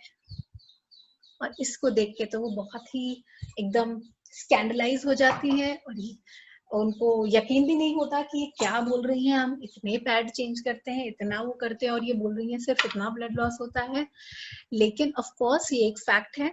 हम उनको ये भी बताते हैं कि आपको शायद हमारी बात इतनी समझ में नहीं आ रही होगी, लेकिन इसके अंदर मैंने आपको बताया था एंडोमेट्रियम होती है। जो एंडोमेट्रियम होती है वो बनी होती है टिश्यू की, म्यूकस की, ब्लड क्लॉट्स की। तो उसकी वजह से जो वॉल्यूम है, वॉल्यूम थोड़ा बढ़ सकता है। यानी आपको पैड पे ऐसा लगेगा कि बहुत ज्यादा ब्लड लॉस हो रहा है, बट एक्चुअली आपका केवल 40 से 50 ml, यानी कि एक चाय का कप भी 100 ml का होता है, तो उसका भी आधा से कम पार्ट उतना ही ब्लड लॉस होता है। तो आपको डरने की, घबराने की जरूरत नहीं है। आप निश्चिंत रहिए, आपकी बॉडी इस तरह की है कि जो ब्लड लॉस होता भी है उसको कुछ ही टाइम में रिप्लेनिश कर लेती है, वापस अपने आप वो लॉस्ट ब्लड को बना भी लेती है। So you don't need to worry कि मैं वीक हो गई, या माया को डर लगता है हमारी बच्ची वीक हो जाती है। फिर हम उनको बात करते हैं उसके बाद उनसे कि अच्छा अब आप, हाँ, फिर हम उनको सबको पूछते हैं कि अच्छा आप बताओ आप लोग क्या यूज करते हो।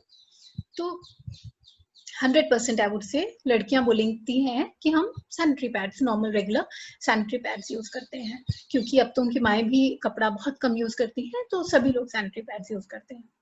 तो हम उसके बारे में आगे ज्यादा बताने से पहले यहाँ पे हमारा एक इम्पोर्टेंट एक हमारी ऊपर जिम्मेदारी है कि हम भले ही वो लड़कियां उन चीजों को अभी यूज करें ना करें, लेकिन हमें उनको एक अवेयरनेस देना जरूरी है कि कल जब अगर और वो मैच्योर होंगी, बड़ी होंगी, समझदार होंगी और चीजों के कांटेक्ट में आएंगी, तो अगर उनको जरूरत पड़ी तो क्या वो स्विच ओवर कर सकती है दूसरे सस्टेनेबल प्रोडक्ट्स पे। तो यानी उनको पता तो होना चाहिए, देखा हुआ उन्होंने होना चाहिए कि क्या क्या अवेलेबल है। वो करें ना करें वो आगे की उसकी बात है।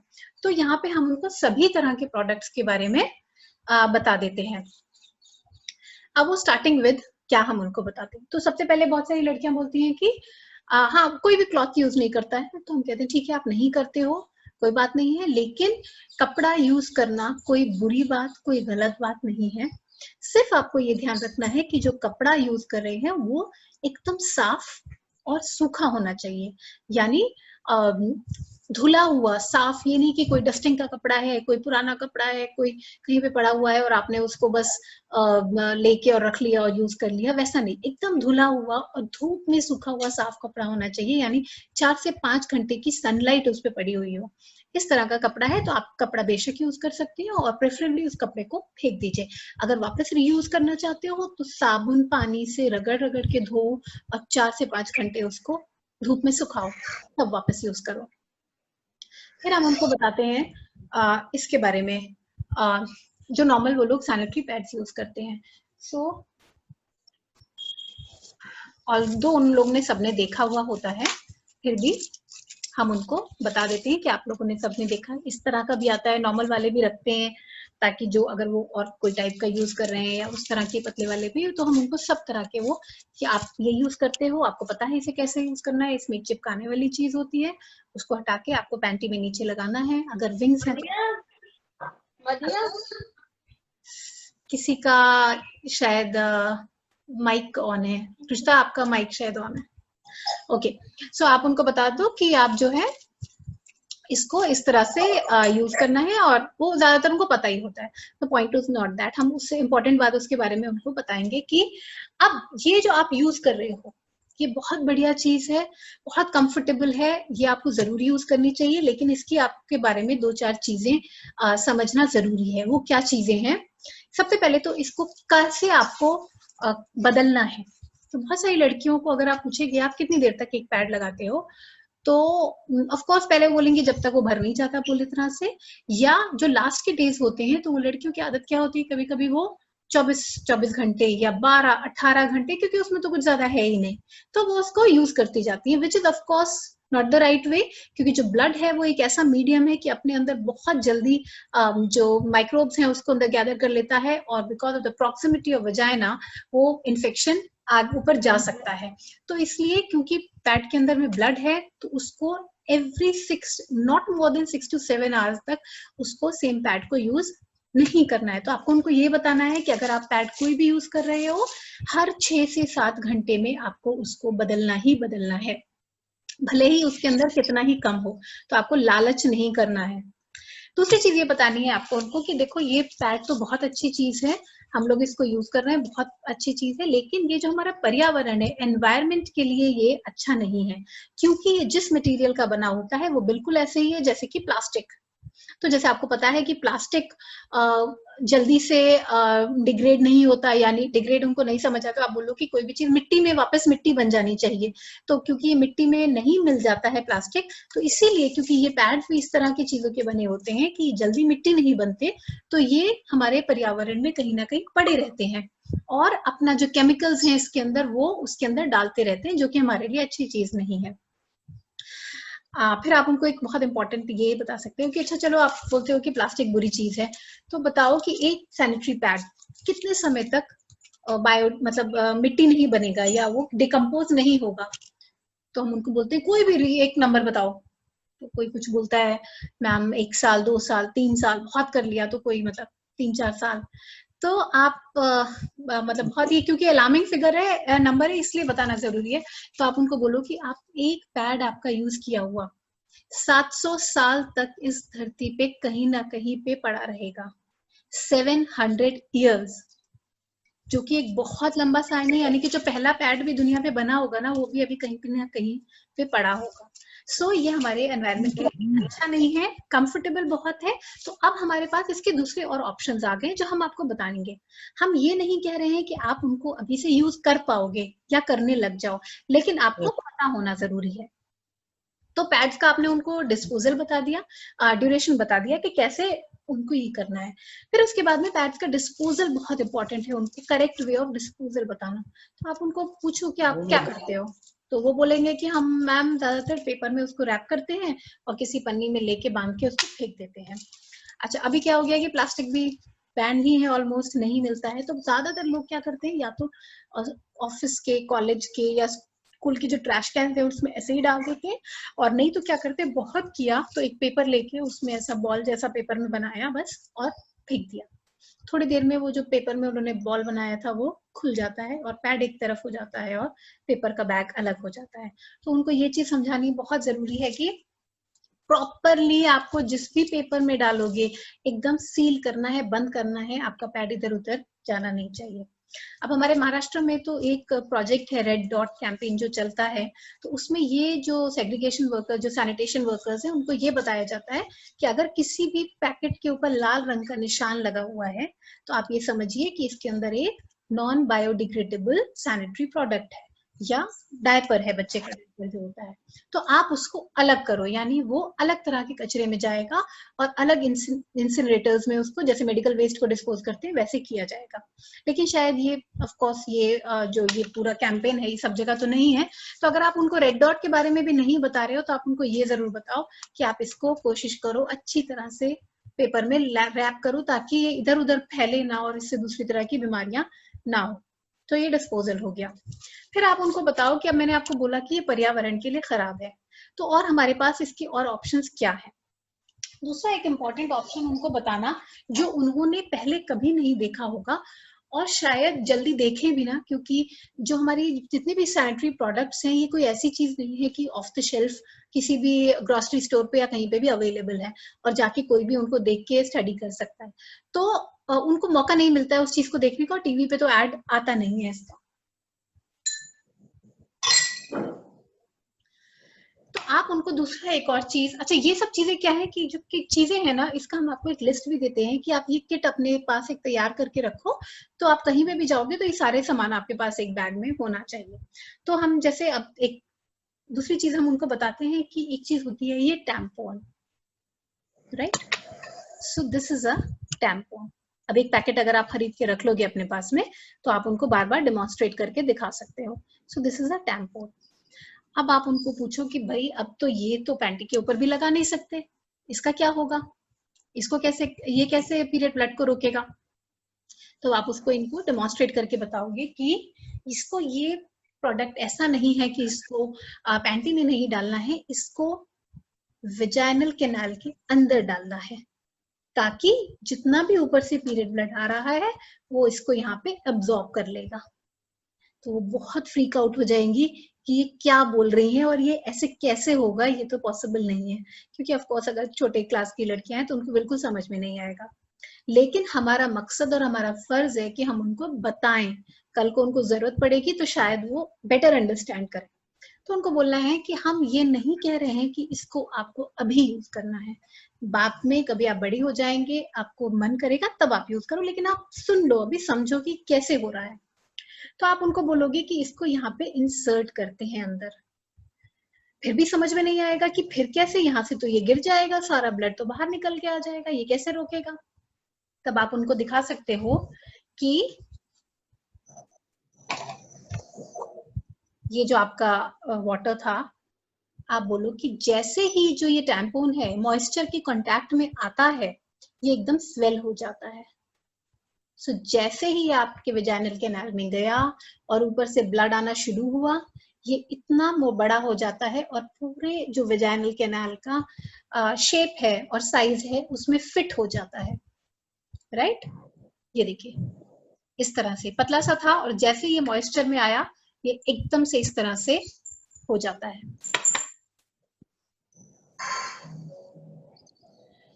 तो मैं इससे पहले आपको एक बात ये बता दूं सबको, क्योंकि शायद ये एक ही आप लोग को मेरा वीडियो आ रहा है क्या?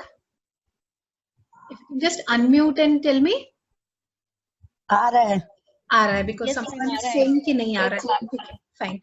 तो हाँ, मैं दूसरी बात ये बोल रही हूँ, अगर बाय चांस अभी हमारा वीडियो स्टॉप हो जाएगा तो जो सेम लॉगिन है आप वापस ही उसको यूज कर सकते हो, ठीक है? सेम लॉगिन पासवर्ड कर लेना, दोबारा स्टार्ट हो जाएगा। और नहीं तो आप मुझे कॉल करके बताना अगर बंद हो जाए और हमारा सेशन खत्म नहीं होगा तो। Okay, so No, Sania, once you switch off your sharing, now nobody gets disconnected. Sorry, Once you switch off your sharing, हाँ, you don't get disconnected. Unless you leave personally, nobody gets disconnected. अच्छा, because I thought कि it's only the free version is only for like 50 minutes or something, so automatically That is a it will- different thing. Yeah. Yeah, For the that's what I'm free saying. version, yeah. But I thought you were saying when you stop sharing. No, Once no, you no. stop sharing, this thing continues. Yeah. Okay, but the point is कि if at all जब बंद हो जाएगा 1 घंटे के बाद और हमारा सेशन नहीं खत्म हुआ है We'll तो आप लोग reconnect. हाँ सेम लॉगिन पासवर्ड डाल के वापस कर Okay. लेना। Okay. ओके, सो तो इस तरह से टैम्पून्स, अब टैम्पून्स भी किस तरह के बने होते हैं? सेम जैसे हमारा जो मटेरियल का हमारे सैनिटरी पैड्स बने होते हैं, टैम्पून्स भी ऑलमोस्ट उसी तरह के मटेरियल के बने होते हैं और इनको इंसर्ट करना होता है। ये आपको हम अभी नहीं करने के लिए कह रहे हैं, जब आपको जरूरत पड़ेगी तब आप इसको यूज कर सकते हो, लेकिन ये बताना जरूरी है। प्लस टैम्पून्स को आप एक ज्यादा लंबे समय तक यूज कर सकते हो, कम से कम उसको 8 से 10 घंटे तक यूज कर सकते हैं। और दूसरी चीज ये भी है कि टैम्पून एक ऐसी चीज है कि जब आप उसको इंसर्ट करो तो आप उसके बाद में कुछ भी स्विमिंग कर सकते हो, कोई इस तरह के काम जो आप पैड्स के साथ में नहीं कर सकते क्योंकि ये बॉडी के अंदर है, तो आप इस तरह का कोई भी अपना एक्टिविटी कंटिन्यू कर सकते हो। सो टैम्पून जितना वेस्टर्न वर्ल्ड है सारे लोग टैम्पून्स का यूज करते हैं या मेंस्ट्रुअल कप का यूज करते हैं। बहुत ही कम लोग वहां पे अभी जो एक सेकेंड ये नहीं यूज कर पा रहे हैं। दोबारा एक सेकेंड रुष्टा, आप दोबारा से उसको डिस्कनेक्ट करके वापस से सेम लॉगिन आईडी और पासवर्ड से एंटर करो। राइट फिर इसके बाद में एक और हमारा प्रोडक्ट आता है जिसका नाम है, सभी ने शायद, आप लोगों ने तो इसके बारे में सुना होगा, यूज भी करते होंगे बहुत सारे लोग, इसको बोलते हैं एक मेंस्ट्रुअल कप। सो ये इस तरह का एक चीज होता है, डिवाइस है ये, अगेन इंसर्टेबल डिवाइस है, सिलिकॉन का बना होता है, रबर का नहीं, सिलिकॉन का बना होता है। सिलिकॉन एक ज्यादा सुपीरियर मटेरियल है और ना ही ये अपने अंदर, इसकी प्रॉपर्टी ये है कि अपने अंदर कोई चीज एब्जॉर्ब करता है, ना ही अपने से कोई चीज एमिट करता है। जितने भी चीजें, यानी कि सिलिकॉन जैसे मेडिकल ग्रेड और फूड ग्रेड अलग अलग होता है। फूड ग्रेड जैसे बेकिंग वगैरह के जो इक्विपमेंट्स होते हैं उसमें यूज होता है, और ये मेडिकल ग्रेड सिलिकॉन के बना हुआ होता है। So it is completely safe and it is recyclable. तो ऐसा नहीं है कि ये प्लास्टिक है, रिसाइकल नहीं होगा। अब इसको भी जैसे ही आप उनको दिखाओगे कि ये मेंस्ट्रुअल कप है, again they will be like, क्या कर रही है, कैसे, ये क्या बोल रही है, ऐसे कैसे होगा, ये कैसे अंदर आप इसको यूज कर सकते हो। तो आप उनको बोलोगे कि ये भी आपको अंदर इंसर्ट करना होता है, right, and of course it can not go like this. So इसको इंसर्ट करने का अलग तरीका है, इसको इस तरह से हाथ से एकदम ऐसे छोटा सा बनाना होता है, कई तरह के इसके फोल्ड्स होते हैं, वजाइनल कैनाल में इसको इंसर्ट करना है और खोल देना है, ये ऐसे। तो जो भी ऊपर से ब्लड आ रहा है वो इसमें आ जाएगा। 8 से 10 से 12 घंटे तक आप इसको यूज कर सकते हो, और उसके बाद में आपको इसको वापस निकालने के लिए इंसर्ट करनी है एक फिंगर, हल्का सा दबाना है और नीचे खींच लेना है, और इसको डिस्पोज ऑफ करके इस ब्लड को वापस वॉश करके ये रीयूज करना है।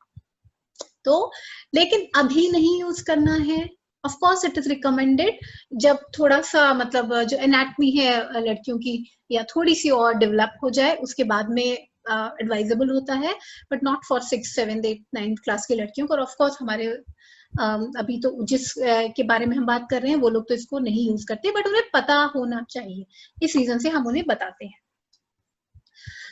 ओके, सो ये हमारे कुछ प्रोडक्ट्स हो गए, और ये सारे प्रोडक्ट्स नहीं, इसके अलावा हमारे पास एक और इम्पोर्टेंट प्रोडक्ट अभी बचा है, वो है ये आप देख रहे हो, कपड़े के बने हुए रीयूजेबल पैड्स हैं। एक तो हमने डिस्पोजेबल पैड्स जो हैं उनको हमने किया, उनके बारे में बात करी जो हम यूज करते हैं, और ये वाले जो पैड्स हैं ये कपड़े के बने हुए हैं, इनके अंदर लाइनिंग है कपड़े का।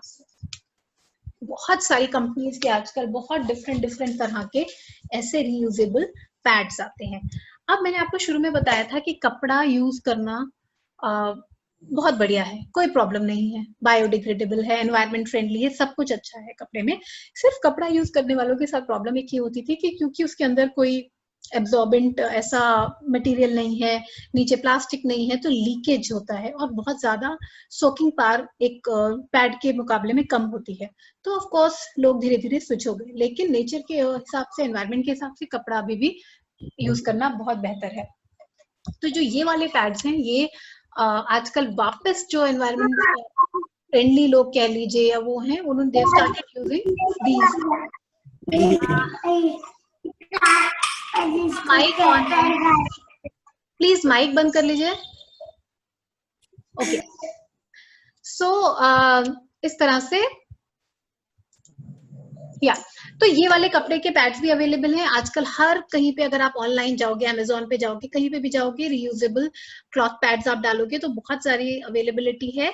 और आपको कम से कम ऐसे एक साइकिल के लिए 5 से 7 पैड रखने पड़ेंगे, क्योंकि इन पैड्स को भी क्या करना है, 3-4 घंटे आप शायद यूज करते हो, 4 घंटे, फिर आपको इनको अच्छी तरह से 1-2 घंटे के लिए पानी में डिप करना है और साबुन से और ब्रश से अच्छी तरह से धोना है और धूप में सुखाना है कम से कम 3 से 4 घंटे कड़ी धूप में।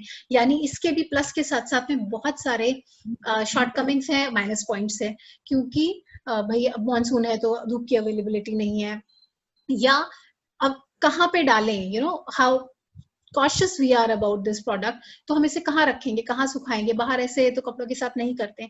तो बहुत सारी इसकी भी शॉर्टकमिंग्स हैं, लेकिन सस्टेनेबिलिटी के हिसाब से ये बहुत एक अच्छा प्रोडक्ट है। फिर ओके, सो डिस्पोजल मैंने आपको जैसे सबका साथ साथ में बताते गई हूँ, तो जो नॉर्मल सैनिटरी पैड्स हैं उनका डिस्पोजल मैंने आपको बता दिया कैसे करना है। बहुत सारे लोग क्या करते हैं उसको, बहुत लड़कियों की आदत है, स्कूल में स्पेशली वो लोग क्या करते हैं कि जो फ्लश है अपना, जो कमोड है या पॉट है, उसके अंदर डाल देते हैं और सोचते हैं हमने तो फ्लश कर दिया, अपना काम हो गया। तो कभी भी चाहे टैम्पोन हो या आपका सैनिटरी पैड हो, इसको कभी भी आपको फ्लश नहीं करना है, क्योंकि ये क्लॉग कर देगा, क्योंकि ये क्लॉग कर देता है जाके हमारे ड्रेनेज सिस्टम को। अब बहुत सारे लोग को टैम्पोन्स को डाल देते हैं, रुई का बना हुआ है, इसमें क्या होता है, इसको डाल देते हैं, तो उसको भी नहीं डालना है, ठीक है। फिर तो उसको नो फ्लशिंग जिसे कहते हैं कि फ्लश नहीं करेंगे, तो यानी फ्लश किस चीज को कर सकते हैं, ओनली 3 P's, पी, पू एंड पेपर, ओनली इन्हीं चीजों को फ्लश कर सकते हैं और कुछ नहीं कर सकते। तो मैंने आपको ये बता दिया। अच्छा, दूसरा एक हम क्या करते हैं, हम हर सेशन में उनको एक तरह का हमारा एक अपना एक तरीका है कि हम उनको जो न्यूज़पेपर है उससे पेपर बैग बनाना, डिस्पोजल के लिए बनाना बताते हैं। I have one question. Yeah. Sania Di, I have one question. Yeah, who's this? This is Shilpa here. Yeah, Shilpa. Tell me. They actually using this menstrual cups और या फिर आपने जो अभी ये टैम्पोन्स बताई है, तो दी इसमें वॉशरूम वगैरह जाने में फिर कैसे दिक्कत नहीं होती है? मैं अभी वॉशरूम कैसे जाते? हाँ, मैं आपने बहुत अच्छा क्वेश्चन किया, क्योंकि मैं आपको अभी एक एग्जांपल इसी के बारे में देने जा रही थी। जैसे मैंने आपको पहले बताया कि हम बहुत कॉर्पोरेट्स में भी जाते हैं, आपके जैसे सब पढ़े लिखे लोग हैं उनसे बात करते हैं, तो हम उनसे एक क्वेश्चन पूछते हैं और हम उनको ये बोलते हैं कि अच्छा ये बताइए कि between the leg, it's an awkward question, but between the legs कितनी ओपनिंग्स हैं एक लेडी के लिए? आप बिलीव करो कि 80% लोग क्या बोलेंगे, 2, राइट, 2 ओपनिंग्स है। तो यानी, और उसको अगर आप एक्चुअली में देखें तो देयर आर 3 डिफरेंट ओपनिंग्स। सबसे आगे है यूरेथ्रा, यानी जहां से यूरिन आता है, उसके बीच में है वल्वा यानी जो वेजाइनल ओपनिंग है, और सबसे पीछे है एनस यानी जहां से रेक्टम मतलब ये जो फीकल मैटर आता है। तो 3 डिफरेंट ओपनिंग्स हैं, लेकिन 80% of the female they will say 2 openings है। सो यहाँ पे ये अंडरस्टैंडिंग, जो क्वेश्चन आपने मुझसे पूछा, यहाँ पे इसका जवाब ये है कि आप अगर मेंस्ट्रुअल कप या वो यूज कर रहे हो तो आप उसको वेजाइनल कैनाल में इंसर्ट कर रहे हो, राइट। तो जो यूरिन आने का रास्ता है वो भी खुला है, जो पॉटी आने का रास्ता है वो भी खुला है, तो आपको किसी भी चीज को निकालने की जरूरत नहीं है अगर आपको यूरिन करने या कोई भी चीज के लिए वॉशरूम यूज करना है। तो आप समझे शिल्पा मैं क्या कह रही हूँ? Yes, they understood. Right. So ये अलग अलग ओपनिंग्स हैं। सो जहां पे आपको ये प्रोडक्ट डालना है वहां पे कोई भी फीकल मैटर नहीं आ रहा है, वहां पे यूरिन कोई भी एक्सक्रीटरी चीज आ नहीं रही है। तो बट ये समझना हमारे लिए इसलिए जरूरी था, ये मैं आपको एक एक्चुअली दिखाने वाली थी, वो रह गया उसमें कि 3 डिफरेंट ओपनिंग्स हैं। तो आप रेस्ट एश्योर कि इसको लगा के आप बाकी अपने नॉर्मल सारे काम कर सकते हैं। फिर आप उन लड़कियों को वहां पे बताइए। या just one thing, because we are telling all these things to very young girls, right, and nowadays girls are also experimenting a lot. Okay, even village or government school bhi bole to they want to experiment, and they use this. If we are giving knowledge about this menstrual cup and tampons, or I know for menstrual cup only, for us to get used to a first step insert karna itna challenging tha. I know. Okay. And if they try it out, listen, पहली बात तो उनको accessibility नहीं है कि वो they just cannot go and buy it off the shelf and they would try experimenting it. उससे important देखो, हम उस चीज से डरे कि अरे ये कुछ अपना, एक तो पहले तो कुछ कर नहीं पाएंगे, कुछ भी नहीं ऐसा होगा उनके साथ में। पहली बात तो ये है कि उनको ये नॉलेज होना, क्योंकि कल उनको ये ऐसी चीज ही नहीं है कि साबुन की तरह या तेल की तरह हमें ऑफ द शेल्फ मिल रहा है, उठा के हम उसको देख लें। तो यहाँ पे एज एन एजुकेटर बहुत इंपॉर्टेंट है कि पहली बार जिंदगी में आप उनको दिखा तो दो। और हम क्या करते हैं, हम just run it across the class, जितने हमारे पास ये पूरा सामान है हम बोलते हैं आप लो, हाथ में लो इसको, feel it, that is important कि आप इसको फील तो करो, कभी मौका नहीं मिलेगा। आप टैम्पोन ले लो, आप टैम्पोन को अच्छी तरह से देखो कैसा होता है ये। तो जब तक आप क्लोज एंड पर्सनल उसको देखोगे नहीं, एक्सपीरियंस नहीं करोगे, आप स्विच नहीं करने में आपको बहुत टाइम लगेगा। आप जब 30-35 साल 40 साल के हो जाओगे तब सोचोगे, राइट। तो बस यहाँ पे हमारा जो जरूरत है उनको सिर्फ पहले से उनको बता दें कि ये है, अभी नहीं करने की जरूरत है, या your options are like this. Okay, right. So moving ahead, अब आ जाती है हाइजीन की बात, कि आप उनको बहुत इंपॉर्टेंटली ये पहले बता दो कि भाई हाइजीन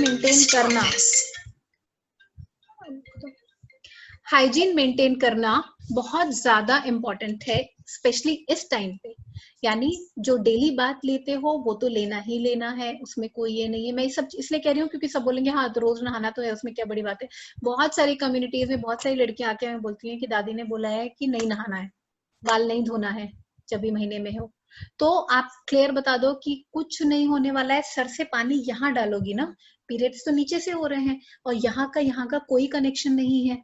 तो चाहे बाल धोना है बाल धो, बॉडी पे पानी डालना है पानी डालो, कोई तुम्हें तकलीफ कोई परेशानी नहीं होने वाली है.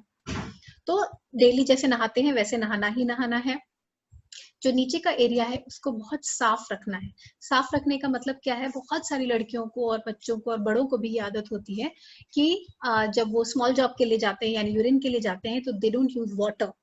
और इस टाइम पे जितना पानी आप वहां पे यूज करोगे तो अगर जो फोल्ड्स के अंदर कोई भी ब्लड रह गया है वहां पे है तो वो हटना चाहिए, क्योंकि आफ्टर अ वाइल 4 घंटे 5 घंटे के बाद में ब्लड जैसे ही बॉडी से बाहर आता है तो वो एक मीडियम बन जाता है ग्रोथ का, जैसे मैंने बताया आपको. So that can lead to infections. तो आपको पानी का बहुत ज्यादा यूज करना है. नहाने के समय भी नीचे के एरिया में बहुत पानी डालना है, और हर बार जब आप चाहे यूरिन के लिए जाओ चाहे दूसरे उसके लिए, आपको खूब सारे पानी का यूज करना है. ये नहीं सोचना है कि नहीं हम सिर्फ यूरिन के लिए गए पानी क्यों यूज करें.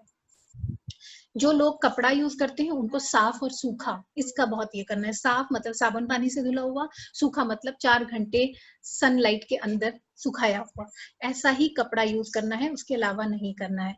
मैं आपको इसी टाइम पे मुझे एक छोटा सा इंसिडेंट याद आ गया है, मैं आपको बता दूं. एक बार एक विलेज की बात है, मतलब ऐसा भी नहीं था कि पता नहीं था उनको, लेकिन ठीक है आई डोंट नो क्या एजुकेशन लेवल था.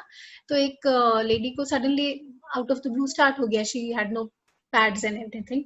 तो उसने क्या किया कि घर में कोई पुराना ब्लाउज पड़ा था, तो उसने अलमारी खोली, पुराना ब्लाउज था, निकाला, मोड़ा, यूज कर लिया. And after precisely 8 to 9 days उसकी डेथ हो गई. कॉज था सेप्टिसीमिया.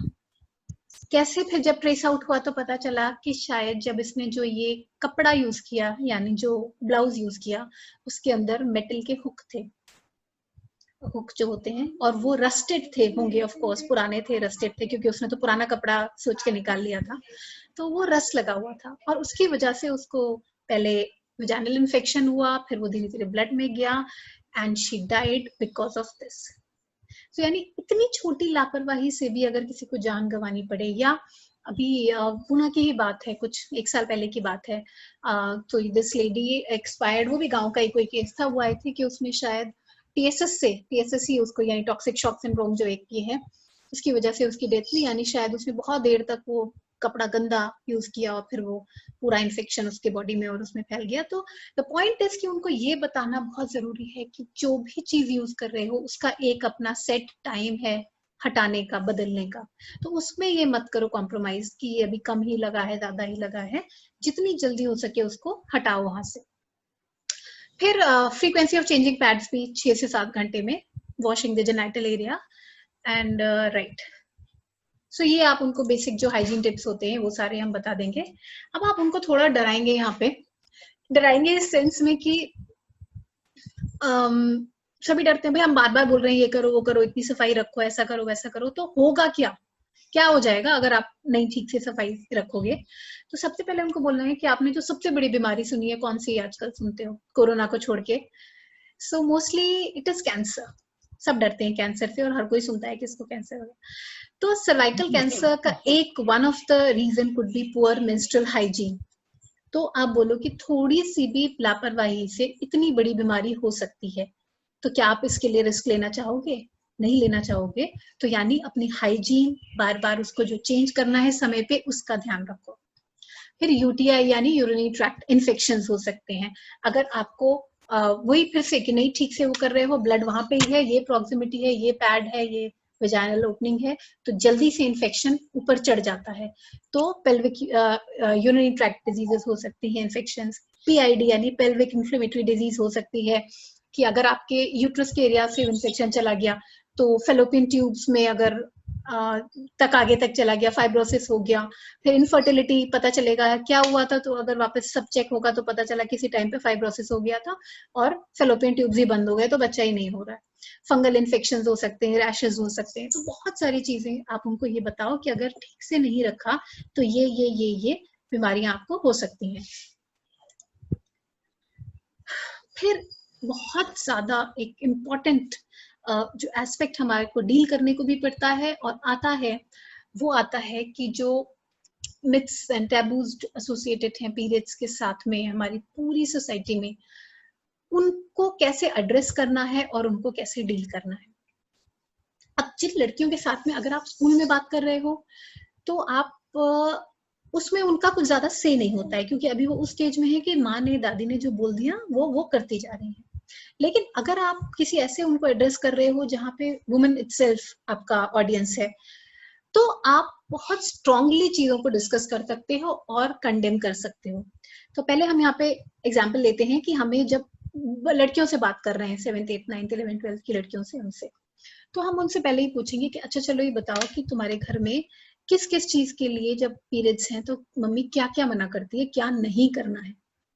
ठीक है, सो वो एक वो स्टार्ट हो जाती है पूरी कि जी जो एटलीस्ट 10-15 डिफरेंट चीजें तो सब बता ही देंगे, स्टार्टिंग विद किचन में नहीं जाना, पूजा नहीं करनी, पानी नहीं देना तुलसी को, अचार को नहीं हाथ लगाना, सर नहीं धोना, दूध को नहीं टच करना, क्या दही को, मतलब बहुत रैंडम, बहुत वेरिड, आपको अजीब अजीब सी चीजें ऐसी ऐसी सुनने को मिलेंगी जो कुछ तो यूजुअल है और कुछ बहुत अजीब होती है। तो ये सब चीजें, पानी को हाथ नहीं लगाना है, बहुत सारी बताएंगी बातें। तो आप ऑफ कोर्स आपको तो पता है कि क्या बताने वाली हैं, आप उनको सुन लेते हो, फिर आप उनसे इस चीज को एड्रेस करोगे कि ठीक है, आपकी मम्मी ने आपको, आपकी दादी ने, आपकी मम्मी ने आपको कुछ चीजों को मना किया है, तो अब हम आज आपको यहाँ पे ये बता रहे हैं कि जो मनाही की गई थी उसके पीछे कारण क्या था, कि और क्या वो चीज आज आपके ऊपर इम्प्लाई होती है कि नहीं है। आप यहाँ पे सोचो, जो हम यहाँ पे लड़कियों के साथ में ये डिस्कशन कर रहे हैं वो क्यों इम्पोर्टेंट है। मैं ये नहीं चाहती हूँ या मैं ये नहीं कहती हूँ कि आज मैंने उनको बताया, कल वो आज घर जाएंगी और बोलेंगी हमारे यहाँ पे एक डॉक्टर मैडम आई थी, उन्होंने बोला है खाना खा सकती हो, किचन में जा सकती हो, तुम्हें जो करना है तुम कर सकती हो, मैं तो ऐसे ही करूंगी। The point is not this कि वो वहां घर पे जाके उनको डिसरेस्पेक्ट करें, रिलीजियस सेंटिमेंट्स को डिसरेस्पेक्ट करें, या जो उनके घर में जो प्रैक्टिसेस चल रही हैं वो वहां जाके झंडा खड़ा करके लड़ाई करने लगे। नहीं, हमारा ये मकसद बिल्कुल नहीं है। हमारा मकसद ये है कि ये जो टेंडर एज में अभी जो इनकी फॉर्मेटिव ईयर्स हैं, जो कॉन्सेप्ट्स इनको हम अभी बता दें, भले ही ये अपने घर में उस पोजीशन में नहीं है कि उसको इम्प्लीमेंट कर पाए, लेकिन कल यही लड़कियां अपने अपने घर की मालकिन बनेंगी, अपने घर अपने हिसाब से चलाएंगी।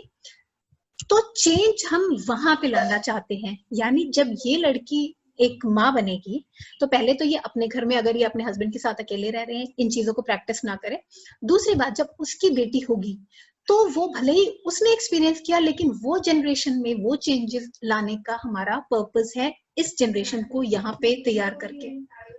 तो हम बिल्कुल भी ये किसी तरह से रिलीजियस एस्पेक्ट को टच नहीं करते हैं कि नहीं नहीं कुछ नहीं होता, तुम जाओ, तुम भगवान को भी छुओ, तुम तुलसी को पानी भी दो, सब कुछ करो। नहीं, क्योंकि डिसरेस्पेक्ट करना, हर्ट करना किसी के स्पेशली रिलीजियस सेंटिमेंट्स को, और ना ये एक्सपेक्ट करते हैं कि जाके आप अपने बड़ों के साथ में कुछ बदतमीजी करो, लेकिन आप सीख लो और समझ लो, और जब आपका टाइम आए तब आप उसको अप्लाई करो अपने घरों में जाके।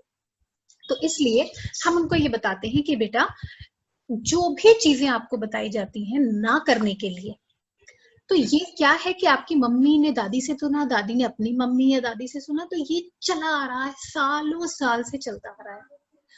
और जब कोई चीज बहुत पुराने रीति रिवाज में चले आ रहे होते हैं तो वो गलत नहीं होते। ऐसा नहीं है कि सब कुछ रबिश है और बिल्कुल विदाउट एनी रीजन है, ऐसा बिल्कुल नहीं है। तो इसका कोई रीजन रहा होगा, तो हम कहते हैं कि चलो एक काम करते हैं, लेट्स सी कि ये सब क्यों स्टार्ट हुआ और कैसे स्टार्ट हुआ था। फिर आपको समझ आएगा कि हाँ, तब ये ठीक था, लेकिन आज इसकी कोई शायद जरूरत नहीं है, इंपॉर्टेंस नहीं है। तो आप ये समझो कि जब आदमी, बहुत एवोल्यूशन का टाइम चल रहा था। आपको पता है कि पहले हमने पढ़ा है कि पत्ते पहनते थे या फिर कपड़ा बन गया, वो कपड़े वो प्लेट लपेट के पहनते थे। तो ऑफ कोर्स अंडरगारमेंट्स का तो कॉन्सेप्ट नहीं था, पैंटीज तो नहीं थे, तो उनके पास ना पैड्स थे ना कुछ भी नहीं था। तो लेकिन ये पीरियड्स तो हमेशा से औरतों को होते आए हैं, तो क्या करते थे कि वो जो भी उनके पास अपना उस समय का साधन था उसको यूज करते थे। लेकिन क्योंकि एब्जॉर्बेंट नहीं थे, आपके पास कप नहीं था, टैम्पून नहीं था, पैड नहीं थे, तो क्या होता होगा कि वो जो पीरियड ब्लड है या कोई भी है, तो जहां भी आप बैठते होगे वहां स्टेनिंग हो सकती होगी, आप चल रहे हो वहां पे ड्रिपिंग हो सकती होगी। और अब ब्लड, जैसे मैंने बोला, पहले तो इन्फेक्शन क्रिएट करने का मीडियम है, और दूसरा अच्छा नहीं लगता है कि आपके पूरे घर में कोई ऐसे निशान हो। तो औरतों को, घर की औरतों को ये चीज समझाई गई होगी कि जब तुम्हारे महीना हो रहा है तो तुम एक जगह पे साइड में बैठो, कोई काम मत करो, किचन में मत आओ, कुछ भी मत करो, तुम एक जगह बैठो। ठीक है, तो मेक सेंस, उस टाइम के लिए सही था, समझ भी आता था। काम भी पहले इतने होते थे, बहुत मुश्किल, पीसना, ऑलरेडी पेन है, तो उनके लिए बहुत अच्छा था, तो इट वाज गुड फॉर।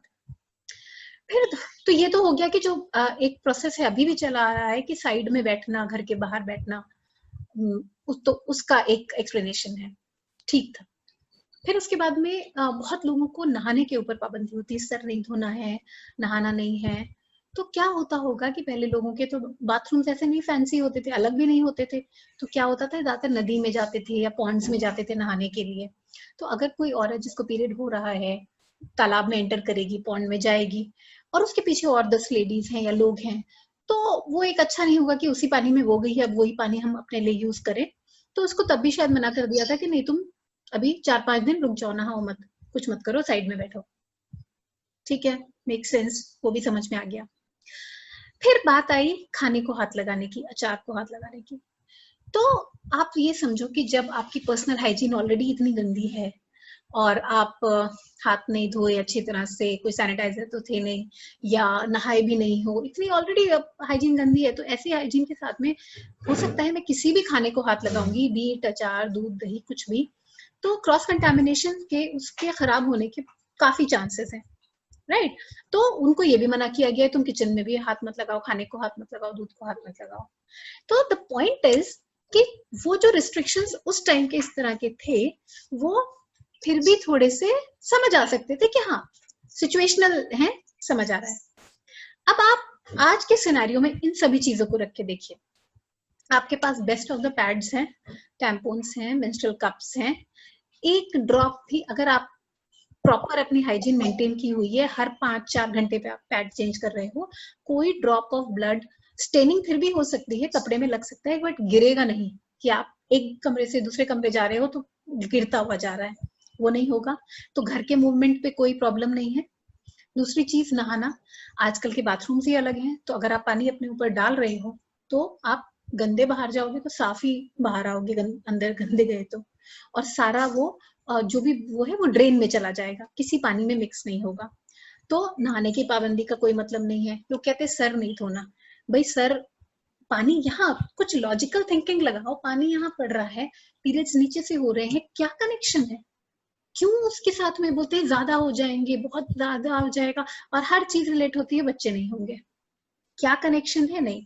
तो आप उन लड़कियों को ये बात आनो कि देखो ऊपर वाले ने तुम्हें दिमाग दिया है, सोचने समझने की शक्ति दी है, साइंस पढ़ते हो तुम लोग, कोरिलेट करो साइंस से। तो अगर तुम्हें ये लॉजिक समझ नहीं आ रहा है कि मैं यहाँ पे सर धोऊंगी, पीरियड्स वहां हो रहे हैं, तो मुझे बच्चा कैसे नहीं होगा? तो कोरिलेट करके जो तुम्हें चीज समझ नहीं आ रही है उसको मत फॉलो करो। फिर खाने को हाथ लगाने की बात है, आज तो ये कोरोना की वजह से मुझे लगता है हमारी हाइजीन बेस्ट पॉसिबल है कि इतना हम हाथ धोते हैं, इतना सैनिटाइजर यूज कर रहे हैं कि हम अगर क्रॉस कंटेमिनेशन का तो बहुत कम चांस हो गया है। दूसरी बात यह है कि अगर अचार है, क्या कोई भी आदमी अचार में हाथ डाल के अचार निकालता है? चम्मच से ही निकालेंगे और प्लेट में डालेंगे। तो मेरे पीरियड्स का अचार पे कैसे असर पड़ रहा है, अचार कैसे खराब हो रहा है, तो लॉजिकली समझ में नहीं आ रहा है।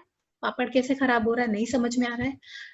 तो आप उनको ये समझाओगे, तुम्हें जो चीजें समझ में नहीं आ रही हैं, जब तुम उसको फॉलो करवाने के उस पे आओगे तो उसको मत करो अनलेस आपको उसकी रीजनिंग नहीं आएगी। हाँ, जहां रिलीजन की बात आती है, आपको पूजा घर में जाने को मना है, आपको तुलसी को पानी देने को मना है, तो ठीक है, यू रेस्पेक्ट उनके सेंटिमेंट्स को, मत दो तुलसी को पानी, भाई कोई फर्क नहीं पड़ता। लेकिन आप क्या कहते हैं, जो चीजें लॉजिकली रीजनिंग से आपको अपने डे टू डे लाइफ में अगर आपको गलत लग रही हैं, तो उनको सिर्फ सुनने से मत ये करो कि हाँ मेरी मम्मी कहती चली आ रही थी तो मैं वैसा ही करूंगी। तो इस तरह से आपको बहुत आराम से उनको ये बात समझानी है कि जितने भी मिथ्स हैं, किसी को अच्छा नहीं लगता है कि किसी को बोला जाए कि तुम साइड में बैठो, कोने में बैठो, नीचे बैठो, उधर खाना खाओ, अपना प्लेट अलग करो। तो ये एक ह्यूमिलेटिंग चीज है, ह्यूमिलेशन होता है इससे, किसी को इस तरह बोला जाता है। तो ऐसी चीजें फॉलो मत करो जो ह्यूमिलेट करें एक औरत को।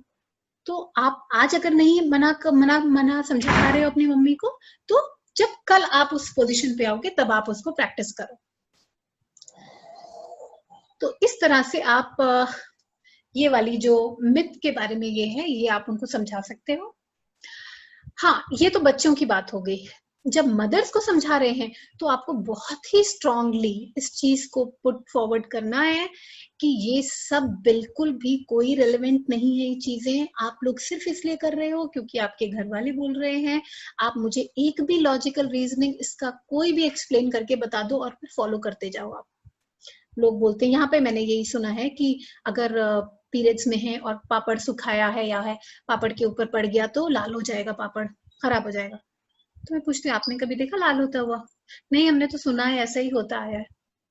नहीं, आप उनको बोलो सुना है, कभी आपके होने से खुद करके देखा है? उस चीज का विश्वास प्रैक्टिकल हो तब करो। फिर मैं उन लड़कियों को कई बार ये भी कहती हूँ कि अच्छा एक काम करना, घर पे जाके एक छोटा सा प्रैक्टिकल करना, छोटी सी डिब्बी में इतने में अचार अलग से निकाल के रख लेना। फिर जब तुम्हें पीरियड्स हो उसी में से अचार खाना वाना सब कुछ करना, बताना मत किसी को। और फिर देखना कि क्या वो अचार बाद में खराब हुआ। 100% नहीं होगा वो खराब अचार। तो तुम्हें ये प्रैक्टिकली, तुम्हें ये चीज जो साइंस में एक्सपेरिमेंट करते हैं ना, कंफर्म हो जाएगी कि ऐसा नहीं होता है, और वो कंफर्मेशन तुम्हारे लिए बहुत इंपॉर्टेंट है। तो इस तरह से आप उनको एक कॉन्फिडेंस दिलाते हुए इन चीजों को बोलो कि फॉलो करने की जरूरत नहीं है, लेकिन साथ में अगर आपके पेरेंट्स के रिलीजियस सेंटिमेंट्स हैं किसी रिलीजियस एस्पेक्ट को लेके, तो उसको रिस्पेक्ट करो और बाकी अपना डिसीजन अपने टाइम पे लेना। फिर कुछ जो मिथ्स के बारे में बोला जाता है, जैसे एक बहुत बड़ा ये वो है कि जो ये जो पीरियड ब्लड है। अच्छा, मैं क्या करती हूँ, जब कभी ये स्टार्ट करते हैं ना सेशन, तो मैं उनसे बोलती हूँ कि ये क्या है, क्यों आता क्यों है, कैसा ब्लड होता है, ये क्यों हमारी बॉडी से निकलता क्यों है। स्टार्टिंग में आप उनसे पूछो। तो बहुत सारी लेडीज, लड़कियां भी और ज्यादातर लेडीज यही बोलती हैं कि मैडम वो ना गंदा खून होता है बॉडी का, तो वो हर महीने निकल जाता है। एडुकेटेड लेडीज के बारे में भी बता रही हूँ मैं आपको।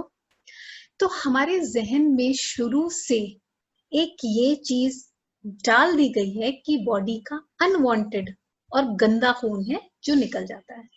ठीक है, अगर आप लोग को भी मैं पूछूंगी, आप लोगों की शायद बहुत सारी लोगों की मदर्स ने शायद ये बात आपको सिखाई हो और इसी से आपने अंडरस्टैंडिंग हो कि गंदा खून है, बॉडी को चाहिए, अनवांटेड है। लेकिन हमने जो अपने उसमें देखा, ना तो ये कहीं से गंदा है ना ही unwanted. Unwanted in the sense कि बॉडी को नहीं चाहिए था। गंदा तो बिल्कुल भी नहीं है, क्योंकि बिल्कुल सेम कॉम्पोजिशन है कि ये हाथ अगर आपका कटे यहाँ से, ये खून निकलेगा, वही कॉम्पोजिशन उस ब्लड का है। सिर्फ ये है कि जो उसके निकलने का रास्ता है वो वहां पे है जहां से हमारे बाकी एक्सक्रीटरी जो प्रोडक्ट्स है वो निकलते हैं। तो आप उसको एक गंदगी के उससे रिलेट करते हो, बट इन इटसेल्फ वो खून गंदा नहीं है। राइट? गंदा क्यों, और भी लोगों ने इसको क्यों अपवित्र और गंदा बना दिया? देखो, जब हमारी हाइजीन अच्छी नहीं है, हाइजीन मतलब कि हमने 8 घंटे 10 घंटे से पैड चेंज नहीं किया है, तो एक बहुत पिक्यूलियर सी स्मेल होती है पीरियड ब्लड की। ठीक है, वो आने लगती है। सो जब आप किसी के पास बैठे हो तो उसे लगता है कि she is a period and she is not clean, she is dirty and she is अपवित्र। तो उसमें गलती किसकी थी? वो गलती हमारी है, हमने उसको समय से चेंज नहीं किया। तो वो हम भी रिस्पॉन्सिबल है कहीं इस चीज को ये करने के लिए। सो ये चीज का कॉन्सेप्ट उन लड़कियों के भी दिमाग से निकालना है कि ये खून गंदा नहीं है, एकदम नॉर्मल हेल्दी ब्लड है आपके बॉडी का। सबसे इंपॉर्टेंट चीज जो हमें उनके दिमाग में डालनी है, और सबके, माओ के, आदमियों के, बॉयज के, सबके दिमाग में, कि ये खून वही खून है जो आप सबकी बॉडी में दौड़ रहा है, जिसको आप अपवित्र, गंदा, अनटचेबल मानते हो, यही खून है। क्योंकि ये जो एंडोमेट्रियम थी, फर्टिलाइजेशन हो गया तो वो था, वो आके आपका यहाँ पे इम्प्लांट हो गया और यहाँ पे वो बच्चा बनने लग गया और यहाँ से वो अपना ब्लड लेने लग गया न्यूट्रिशन के तौर पे, राइट। अब क्योंकि ये नहीं हुआ, तो जब आप बेबी थे, आप अपने मदर के वूम में थे, तो आपके अंदर कौन सा ब्लड गया? यही ब्लड गया ना, सबसे पहले यहाँ से ही वाला ब्लड गया ना। तो किसके बने हुए? हम सब पीरियड ब्लड के ही बने हुए। आप नहीं थे तो वो निकल गया था, जब आप थे तो आपने वो ब्लड ले लिया। तो हम सब, सारी दुनिया पीरियड ब्लड की ही बनी हुई है, हमारे अंदर वही खून दौड़ रहा है। आप इसको गंदा मानना चाहते हो, योर विश, आप गंदे खून के बने हो सकते हो, मैं तो नहीं हूँ। तो गंदा खून का कॉन्सेप्ट भी क्लियर करना इंपॉर्टेंट है कि ये खून गंदा नहीं है और आपके अंदर भी यही खून दौड़ रहा है। राइट। सो इस तरह से आप एक ये जो सेशन है इसको ये मतलब पूरा टेकअप कर सकते हैं। फिर जैसे मैंने आपको ये बताया था कि मेरे पास एक बैग रहता है, तो आप भी उसके अंदर कुछ चीजें एक साथ जमा करके रखो जो आपको काम आएंगे इसमें करने के लिए। तो आप जैसे इस तरह का कोई, अगर आप ये बना सकते हैं मॉडल, वो बना लो, चार्ट हो, कोई चीज भी दिखाने के लिए। फिर ऐसे ट्रांसपेरेंट ग्लास, ऐसे 2 ट्रांसपेरेंट ग्लास आप अपने उसमें रखें किट में। एक रेड कलर का पानी बनाने के लिए वो, एक पैकेट ऑफ टैम्पोन्स खरीद सकते हैं, एक मेंस्ट्रुअल कप कोई भी सिंपल वाला ऑनलाइन ऑर्डर कर सकते हैं, मिल जाते हैं। ये इस तरह के पैड भी ऑनलाइन ऑर्डर करके से मिल जाते हैं। तो क्या ये डेमोन्स्ट्रेशन के लिए बहुत इंपॉर्टेंट है और आप इसको कोशिश करो कि आप सब तक दोहराओ, सब तक को आप उनको ये दिखाओ ताकि वो टच और फील करें। फिर इस तरह से एक छोटा सा स्पॉन्ज में रख लेती हूँ, क्योंकि जब उन्हें बताना होता है कि पीरियड क्रैम्प्स क्यों होते हैं, तो पीरियड क्रैम्प्स इसलिए होते हैं कि स्पॉन्ज ऐसे करता है ताकि वो टूट जाए और निकल जाए। और सेम प्रोसेस होता है डिलीवरी, यानी जब बेबी बॉर्न होता है उसमें भी यही होता है। जो कंट्रैक्शन और रिलैक्सेशन होते हैं, जब ऊपर से कंट्रैक्ट होता है तो बेबी नीचे आता जाता है, तो डिलीवरी का भी वही प्रोसेस है, इसीलिए इसको मिनी लेबर भी कहते हैं। तो ऐसे ऐसे करके ये कॉन्ट्रैक्ट होता है, रिलैक्स होता है, तो आपको पेन्स होते हैं। सो इस तरह से आप उनको ये सारी चीजें एक बैग अपना रख सकते हो बना के। फिर यहाँ पे कुछ छोटी छोटी चीजें हैं जो मैं एक्सपेक्टेड है आप सबसे, अगर आप लोग सब कोई भी वॉलंटियर करना चाहता है तो सबसे इम्पोर्टेंट चीज है कि आप जो हमजोली के सोशल मीडिया पेजेस हैं, अगर आप उनको लाइक और फॉलो कर लोगे तो आपको अपडेटेड रहोगे क्या हो रहा है, क्या करने वाले हैं, और दूसरों के साथ शेयर भी कर पाओगे। फिर कहीं भी आप कोई सेशन लेना चाहते हो तो आप उसको हमजोली फाउंडेशन के under as a volunteer to Hamjoli foundation लोगे। और अगर आप हमसे रिक्वेस्ट करोगे तो हम आपको, हमारे एजुकेटर कार्ड्स होते हैं, हम आपको वो भी बनवा के भेज सकते हैं। तो it becomes easier for you to distribute. तो हमारे वो कार्ड्स हैं वॉलंटियर्स के लिए, वॉलंटियर एंड एजुकेटर। अगर आपको किसी स्कूल में जाना है तो आप अपना वो कार्ड प्रेजेंट करते हो और आप बोलते हो कि हम भाई इस ऑर्गेनाइजेशन से आए हैं, तो ऑफकोर्स क्रेडिबिलिटी बढ़ जाती है और आप अपने आप को इंट्रोड्यूस भी कर सकते हो। तो हम आपको वो कार्ड भी बनवा के भेज सकते हैं। कोई भी आप सेशन लेने वाले हो तो ये एक्सपेक्टेड है कि आप हमें थोड़ा बिफोर हैंड बता दो कि ये डे पे हम यहाँ पे एक ऐसा अरेंजमेंट करने वाले हैं, so just keep us updated. फिर जो सेशन आप ले लो उसके बाद में उसकी कोई फोटो वोटो हो वो आप हमारे साथ शेयर करो, सो दैट हम उसको आगे अपना सोशल मीडिया पे शेयर कर सकें। कोई भी वॉलंटियर्स को जो हम ट्रेनिंग भेजते हैं वो जो है अपने तक ही रखना है, उसको आप अपने एंड पे दूसरों के साथ शेयर मत करो।